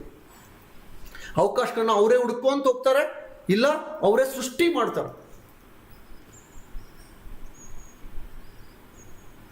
ಯೋಚನೆ ಮಾಡಿ, ನೀವು ಎಷ್ಟು ಸೃಷ್ಟಿ ಮಾಡ್ತಕ್ಕಂಥ ಗುಣ ನಿಮ್ಮಲ್ಲಿದೆ, ಇಲ್ಲ ನೀವು ಹುಡ್ಕೊಂಡು ಹೋಗ್ತೀರಾ ಆಪರ್ಚುನಿಟಿಗೆ. ಇವತ್ತು ಇದೇ ನಾರಾಯಣ ಮೂರ್ತಿ ಅವರು ಅವ್ರ ಅವಕಾಶನ ಸೃಷ್ಟಿ ಮಾಡಿದ್ದಕ್ಕೆ ಇವತ್ತು ಅವ್ರ ಕೆಳಗಡೆ ಲಕ್ಷಾಂತರ ಜನ ಕೆಲಸ ಮಾಡ್ತಿರೋದಲ್ಲ. ಅವ್ರಿಗೆ ಎಷ್ಟೊಂದು ಫೇಲ್ಯೂರ್ ಆಗಿದ್ರು, ಈ ಗುಣಗಳು ಅವರಲ್ಲಿ ಇರಲಿಲ್ವಾ? ಫೇಲ್ಯೂರ್ ಆಗಿ ಡೌನ್ ಆಗಿ ಕೂತ್ಕೊಂಡು ಈ ಒಂದು ಕ್ಯಾರೆಕ್ಟರ್ ಅವತ್ತು ಅವರು ಡಿಸೈಡ್ ಮಾಡಿದ್ರು, ನಾನು IITಗೆ ಹೋಗೋಕ್ಕಾಗಲಿಲ್ಲ, ನನಗೆ IIT ಸಿಗ್ಲಿಲ್ಲ, ಆದರೆ IIT ಸ್ಟೂಡೆಂಟ್ಸ್ ಎಲ್ಲರೂ ನನ್ನ ಹತ್ರ ಕೆಲಸ ಮಾಡ್ತಕ್ಕಂಥ ಅವಕಾಶ ನಾನು ಸೃಷ್ಟಿಸ್ತೀನಿ ಅಂತ ಅವತ್ತು ನಿರ್ಧಾರ ಮಾಡಿದ್ರು. ಆ ಥರ ಇವತ್ತು ನಿಮ್ಮ ಏರಿಯಾದಲ್ಲಿ ನೀವು ಚೆಕ್ ಮಾಡ್ಕೊಳ್ಳಿ, ಎಷ್ಟು ನೀವು ಆ ಅವಕಾಶನ ಸೃಷ್ಟಿ ಮಾಡ್ತಕ್ಕಂಥ ವ್ಯಕ್ತಿಗಳಾಗಿದ್ದೀರಾ. ನಿಮ್ಮಲ್ಲಿ ಅಷ್ಟು ಶಕ್ತಿ ಇದೆ. ನೀವು ಯಾರೋ ಬಂದು ಉದ್ಧಾರ ಮಾಡ್ತಾರೆ ಅಂತ ಕಾಯ್ತಾ ಕೂತ್ಕೊಳ್ತೀರಾ, ಅಥವಾ ನಾನು ಹುಡ್ಕೊಂಡು ಕೆಲಸ ನಾನು ತಗೊಳ್ತೀನಿ, ನಾನು ಅವಕಾಶನ ನೋಡ್ತಾ ಹೋಗ್ತೀನಿ, ಯಾವ ಅವಕಾಶದಲ್ಲಿ ನಮಗೆ ಸಿಕ್ಕಿದೆ ಅಂತ. ಮೋದಿ ಕೇರ್ಲಿ ಯಾರಿದ್ದೀರಾ, ನೀವು ಅವಕಾಶಕ್ಕೋಸ್ಕರ ಹುಡ್ಕೋದು ಬೇಕಿಲ್ಲ, ಅದನ್ನು ಸೃಷ್ಟಿ ಮಾಡಬೇಕಾಗಿದೆ. ಇವತ್ತು ನಿಮಗೆ ಸಿಕ್ಕಿದೆ, ನಮ್ಮ ಅದೃಷ್ಟ. ಇವತ್ತು ನಮಗೆ ಅವಕಾಶ ಸಿಕ್ಕಿರೋದು ನಮ್ಮ ಅದೃಷ್ಟ, ಆದರೆ ಅದನ್ನ ಎಷ್ಟೋ ಜನ ತಗೊಂಡಿಲ್ಲ, ಆದರೆ ನಮಗೆ ಇವತ್ತು ತಗೊಂಡಿದ್ದೀವಿ, ಅದು ನನ್ನ ಇನ್ನೊಂದು ಪುಣ್ಯ. ಆದರೆ ಅದನ್ನ ಇವತ್ತು ನಾವು ಅದ್ಭುತವಾಗಿ ಸೃಷ್ಟಿ ಮಾಡಬೇಕಾಗಿದೆ. ನಾವು ಇವಾಗ ಅವಕಾಶನ ಎಲ್ರಿಗೂ ಕೊಡ್ತಕ್ಕಂಥ ಒಂದು ಸೃಷ್ಟಿ ಮಾಡಬೇಕಾಗಿದೆ. ನಮ್ಮ ಕೈನಲ್ಲಿದೆ ಅದೆಲ್ಲದೂ ಸಹಿತ ಮಾಡ್ತಕ್ಕಂಥದ್ದು. ಮುಂದಿನ ನೋಡೋಣ, ಈ ಒಂದು ಅಂಶನ ನಾಳೆ ನೋಡೋಣ. ಇವತ್ತಿಗೆ ಇಷ್ಟು ಸಾಕು. ಇಷ್ಟೊಂದೆಲ್ಲ ಏನು ಅಂಶಗಳಿದೆ, ಈ ಎಲ್ಲ ಅಂಶಗಳನ್ನು ಚೆಕ್ ಮಾಡ್ಕೊಳ್ತಾ ಬನ್ನಿ. ನೀವು ಯಾವ ಮೆಂಟಾಲಿಟಿ ನನ್ನಲ್ಲಿದೆ, ಯಾವ ಮೆಂಟಾಲಿಟಿ ನನ್ನಲ್ಲಿ ಇನ್ನೂ ಅಪ್ಗ್ರೇಡ್ ಆಗಬೇಕಾಗಿದೆ, ಎಷ್ಟಿದೆ ಎಷ್ಟಿಲ್ಲ, ಹೇಗೆ ನಾನು ಅಪ್ಗ್ರೇಡ್ ಆಗಬೇಕಾಗಿದೆ ಅಂತ. ಇವೆಲ್ಲ ಕ್ವಾಲಿಟೀಸ್ ನನ್ನಲ್ಲಿದ್ದರೆ ನಾನು ಒಬ್ಬ ಮಹಾನ್ ವ್ಯಕ್ತಿ ಆಗಕ್ಕಾಗಲ್ವಾ, ನಾನೊಬ್ಬ ಮಿಲಿಯನೇರ್ ಆಗಕ್ಕಾಗಲ್ವಾ, ನಾನೊಬ್ಬ ಕೋಟ್ಯಾಧಿಪತಿ ಆಗಕ್ಕಾಗಲ್ವಾ ಅಂತ. ಇದು ನಿಮ್ಮಲ್ಲಿದ್ದರೆ ಖಂಡಿತ ನೀವು ಹಾಗೆ ಆಗ್ತೀರಾ. ಇದು ಒಂದು. ಈಗ ಫ್ರೆಂಡ್ಸ್, ಇನ್ನೊಂದು ಒಂದು ಪಾಸಿಬಿಲಿಟಿ ಬಗ್ಗೆ ನಾನು ಇವಾಗ ನಿಮ್ಮ ಹತ್ರ ಮಾತಾಡ್ತೀನಿ. ಅದೇನು ಅಂದರೆ, ನಿಮಗೆಲ್ಲ ಗೊತ್ತಿದೆ, ನಮ್ಮ ನೆಕ್ಸ್ಟ್ ಲೆವೆಲ್ಗೆ ಹೋಗೋದಕ್ಕೆ ಡೂಪ್ಲಿಕೇಶನ್ ವೆರಿ ಇಂಪಾರ್ಟೆಂಟ್ ಅಂತ. ಈ ಒಂದು ಸಿಸ್ಟಮಲ್ಲಿ ನಮಗೆ ಲೀಡರ್ಶಿಪ್ ಬಗ್ಗೆ ನಾವು ಫೋಕಸ್ ಮಾಡ್ತಿದ್ದೀವಿ. ಆ್ಯಂಡ್ ಯಾರೆಲ್ಲ ವಾಲಂಟ್ರಿ ಆಗಿ ನೀವುಗಳು, ಇವರ ಸ್ಟೂಡೆಂಟ್ಸ್ ನಮ್ಮಲ್ಲಿ ಈ ಒಂದು ಸ್ಟೂಡೆಂಟ್ ಜ್ಞಾನ ಕಲಿತಿದ್ದೀರಾ. ಆ್ಯಂಡ್ ಮುಂದೆ next batch diamond class start ಆಗೋದಕ್ಕೆ ಈಗ ಇನ್ನು ಡೇಟ್ ಫಿಕ್ಸ್ ಆಗಿಲ್ಲ ಯಾವಾಗ ಅಂತ. ಬಟ್ ಅದಕ್ಕಿಂತ ಮೊದಲು ನಮಗೆ ಮೋಸ್ಟ್ ಇಂಪಾರ್ಟೆಂಟ್, ನಮಗೆ ನಂಬರ್ ಆಫ್ ಡೈಮಂಡ್ ಕ್ಲಾಸ್ ಮಾಡೋದಲ್ಲ, ಅದನ್ನ ಮಾಡ್ತಕ್ಕಂಥ ಎಫಿಷಿಯನ್ಸಿ ಬರಬೇಕು ಅಂದರೆ ನಂಬರ್ ಆಫ್ ರೀಕ್ರಿಯೇಟರ್ಸ್ ಬರಬೇಕು. ಆ ನಂಬರ್ ಆಫ್ ರೀಕ್ರಿಯೇಟರ್ಸ್ ಬಂದರೆ ಮಾತ್ರ ಈ ಡೈಮಂಡ್ ಕ್ಲಾಸ್ ಅನ್ನೋ ಕಾನ್ಸೆಪ್ಟ್ ಎಫೆಕ್ಟಿವ್ ಆಗುತ್ತೆ. ಅದಕ್ಕೋಸ್ಕರ ರೀಕ್ರಿಯೇಟರ್ಸ್ ಆಗಬೇಕು ಅನ್ನೋ ಆಸಕ್ತಿ ಇರೋರು, ಲೀಡರ್ ಆಗಬೇಕು ಅನ್ನೋ ಆಸಕ್ತಿ ಇರೋರು, ನಿಮಗಳಿಗೊಂದು ಗ್ರೇಟ್ ಅಪರ್ಚುನಿಟಿ ಇವತ್ತು ಕೊಡ್ತಾ ಇದ್ದೀನಿ ನಾನು. ನಮ್ಮ ಎಲ್ಲ ಲೀಡರ್ಸ್ಗಳು ಸೇರಿಕೊಂಡು ಡಿಸ್ಕಷನ್ ಮಾಡಿದ್ದೀವಿ. ನಿಮಗೆ ದ ಮೋಸ್ಟ್ ಇಂಪಾರ್ಟೆಂಟ್ ಏನು ಅಂದರೆ, ಯಾರಿಗೆಲ್ಲ ಲೀಡರ್ ಆಗಬೇಕು ಅನ್ನೋ ಆಸಕ್ತಿ ಇದೆ, ಯಾರೆಲ್ಲ ಈ ಒಂದು ಫ್ಲೋನ ನೀವೆಲ್ಲರಿಗೂ ಕೊಡಬೇಕು ಅನ್ನೋ ಆಸಕ್ತಿ ಇದೆ, ಯಾರೆಲ್ಲ ಮೋದಿ ಕೇರ್ನ ಸೀರಿಯಸ್ ಮಾಡಬೇಕು ಅಂತಿದ್ದೀರಾ, ಅಥವಾ LT ವರ್ಕ್ಶಾಪ್ನ ಸೀರಿಯಸ್ ಮಾಡಬೇಕು ಅಂತಿದ್ದೀರಾ, ಯಾವುದೇ ಆದರೂ ಸರಿ, ಇದಕ್ಕೆ ನಮಗೆಲ್ಲ ಗೊತ್ತಿದೆ ರೀಕ್ರಿಯೇಷನ್ ಸೆಷನ್ ಈಗೇನು 6 to 7 ಇದೆ, ಆ್ಯಂಡ್ ರಿವ್ಯೂ ಸೆಷನ್ 9 to 10 ಇದೆ. ಈ ಸೆಷನ್ ಆಗೋದು ತುಂಬ ಇಂಪಾರ್ಟೆಂಟು. ಇದ್ರ ಜೊತೆಗೆ ನೀವು ಲೀಡರ್ ಆಗಬೇಕು ಅಂತಿದ್ರೆ ಇನ್ನೊಂದು ಆಪರ್ಚುನಿಟಿ ನಾನು ನಿಮಗೆ ಕೊಡ್ತಾ ಇದ್ದೀವಿ. ಅದೇನು ಅಂದರೆ, ಮಧ್ಯಾಹ್ನ ಇದುವರೆಗೂ ಇದ್ದಿದ್ದು ಓನ್ಲಿ ಗ್ರಾಜ್ಯುಯೇಟ್ಸ್ ಆ್ಯಂಡ್ ರೀಕ್ರಿಯೇಟರ್ಸ್ಗೆ ನಾನು ಕಾಲ್ ತಗೊಳ್ತಾ ಇದ್ದೆ ಎವ್ರಿ ಡೇ 1:50 to 3 o'clock, 1 ಗಂಟೆ 10 ನಿಮಿಷ ನಾನು ಆ ಕಾಲಲ್ಲಿ ಇರ್ತೀನಿ. ಆ ಒಂದು ಕಾಲಿಗೆ ನಿಮಗೂ ಸಹಿತ ಇನ್ವಿಟೇಷನ್ ಕೊಡ್ತಾ ಇದ್ದೀನಿ. ಯಾರೆಲ್ಲ ಆಸಕ್ತಿ ಇದೆ ಅವ್ರಿಗೆ ಮಾತ್ರ. ಯಾರು ಫುಲ್ ಟೈಮ್ ಮೋದಿ ಕೇರ್ ಮಾಡ್ತಾ ಇದ್ದೀರಾ ಅವ್ರು ಬರ್ಬೋದು, ಯಾರು ಪಾರ್ಟ್ ಟೈಮ್ ಇದ್ದೀರಾ ಡ್ಯೂಟಿ ಅಂದರೆ ನೀವು ಬರಬೇಕಾಗಿಲ್ಲ, ಡ್ಯೂಟಿಗೆ ಇಸ್ ಫಸ್ಟ್ ಪ್ರಯಾರಿಟಿ. ಆ್ಯಂಡ್ ಯಾರು ಅಲ್ಲಿ ಏನು ನಡೆಯುತ್ತೆ ಅಂದರೆ ಎಫೆಕ್ಟಿವ್ ಶೇರಿಂಗ್ಸ್ ನಡೆಯುತ್ತೆ. ಆ ಶೇರಿಂಗ್ನ ತಗೊಂಡು ನಾನು ಇನ್ನೂ ಅಳವಡಿಸ್ಕೊಳ್ಳೋದು ಹೇಗೆ ಅನ್ನೋದು ಗೊತ್ತಾಗುತ್ತೆ. ಅದ್ರ ಜೊತೆಗೆ ಮುಂದೆ ನೀವು ಕಲಿತು ಅಳವಡಿಸ್ಕೊಂಡು ನೀವು ರೀಕ್ರಿಯೇಟರ್ ಆಗೋದು ಹೇಗೆ ಅನ್ನೋದು ಗೊತ್ತಾಗುತ್ತೆ. ಅಲ್ಲಿ ನೀವು ಯಾರೂ ಸಹಿತ ಮಾತಾಡೋಂಗಿಲ್ಲ, ನೀವು ಸ್ಟೂಡೆಂಟ್ಸ್ ಯಾರು ಮಾತಾಡೋಕ್ಕಾಗೋದಿಲ್ಲ, ಅಲ್ಲಿ ಓನ್ಲಿ ರೀಕ್ರಿಯೇಟರ್ಸ್ ಮಾತ್ರ ಅಲ್ಲಿ ಮಾತಾಡ್ತಾರೆ. ಅವರು ಅವ್ರ ಎಕ್ಸ್ಪೀರಿಯನ್ಸ್ನ ಶೇರ್ ಮಾಡ್ತಿರ್ತಾರೆ. ಅದನ್ನ ನೀವು ನಿಮ್ಮ ಟೀಮಿಗೆ ನೆಕ್ಸ್ಟ್ ಏನು ಮಾಡಬೇಕು ಅನ್ನೋದು ನಿಮಗೆ ಗೊತ್ತಾಗುತ್ತೆ. ಹಾಗಾಗಿ ಇವತ್ತು freeconferencecall.com ಅಲ್ಲಿ ಇವತ್ತಿನಿಂದ ನೀವು 150 ಒಳಗಡೆ ನೀವು ಲಾಗಿನ್ ಆಗ್ಬೋದು. ನಿಮ್ಮ ಲೀಡರ್ಸ್ ಅದಕ್ಕೆ ಲಿಂಕ್ ಕಳಿಸ್ತಾರೆ. ಅದಕ್ಕೆ ನೀವು ಜಾಯ್ನ್ ಆಗಿ ನೀವೆಲ್ಲರಿಗೂ ಸಹ ಆ ಒಂದು ಪ್ರೋಗ್ರಾಮ್ ನೀವು ಸೆಲ್ಫ್ ಡೆವಲಪ್ ಆಗೋದಕ್ಕೆ, ನೀವು ಲೀಡರ್ ಆಗೋದಕ್ಕೆ, ನೀವು ಚೆನ್ನಾಗಿ ಅಪ್ಲೈ ಮಾಡ್ಕೊಳ್ಳಿಕ್ಕೆ ಆ್ಯಂಡ್ ನೀವು ಅಪ್ಲೈ ಮಾಡ್ಕೊಂಡು ನೀವು ಇನ್ನೊಬ್ರಿಗೆ ಹೇಳೋದಕ್ಕೆ ಅದು ನಿಮಗೆ ಸಪೋರ್ಟ್ ಮಾಡುತ್ತೆ. ಇದು ಒಂದು ಇನ್ಫಾರ್ಮೇಷನ್. ಇನ್ನೊಂದು, ಯಾರೆಲ್ಲ ಇನ್ನೂ ಸ್ಟೂಡೆಂಟ್ಸ್ ರಿಜಿಸ್ಟರ್ ಆಗಿಲ್ಲ, ದಯವಿಟ್ಟು ನಿಮ್ಮ ಗ್ರಾಜುಯೇಟ್ಸ್ ಹತ್ರ ಅವರ ID ತರಿಸ್ಕೊಂಡು ರಿಜಿಸ್ಟರ್ ಆಗಿ ರಿಜಿಸ್ಟ್ರೇಷನ್ ಬೇಗ ಮುಗಿಸಿ. ನಿಮಗೆ ID ಸಿಗುತ್ತೆ. ನಿಮಗೆ ID ಸಿಕ್ಕ ಮೇಲೆ ನೀವು ಇಮಿಡಿಯೇಟ್ಲಿ ನಿಮ್ಮ ಡೈಲಿ ಚೆಕ್ ಲಿಸ್ಟ್ನ 4:50 ಒಳಗಡೆ ನೀವು ರಿಜಿಸ್ಟರ್ ಮಾಡ್ಬೋದು. ಇದೇ ಥರನೇ ನಿಮಗೆಲ್ಲ ನೆಕ್ಸ್ಟ್ ಇನ್ಫಾರ್ಮೇಷನ್ ಕೊಡ್ತಾ ಹೋಗ್ತೀನಿ. Thank you so much. I wish you all the best. Have a extraordinary life. Thank you.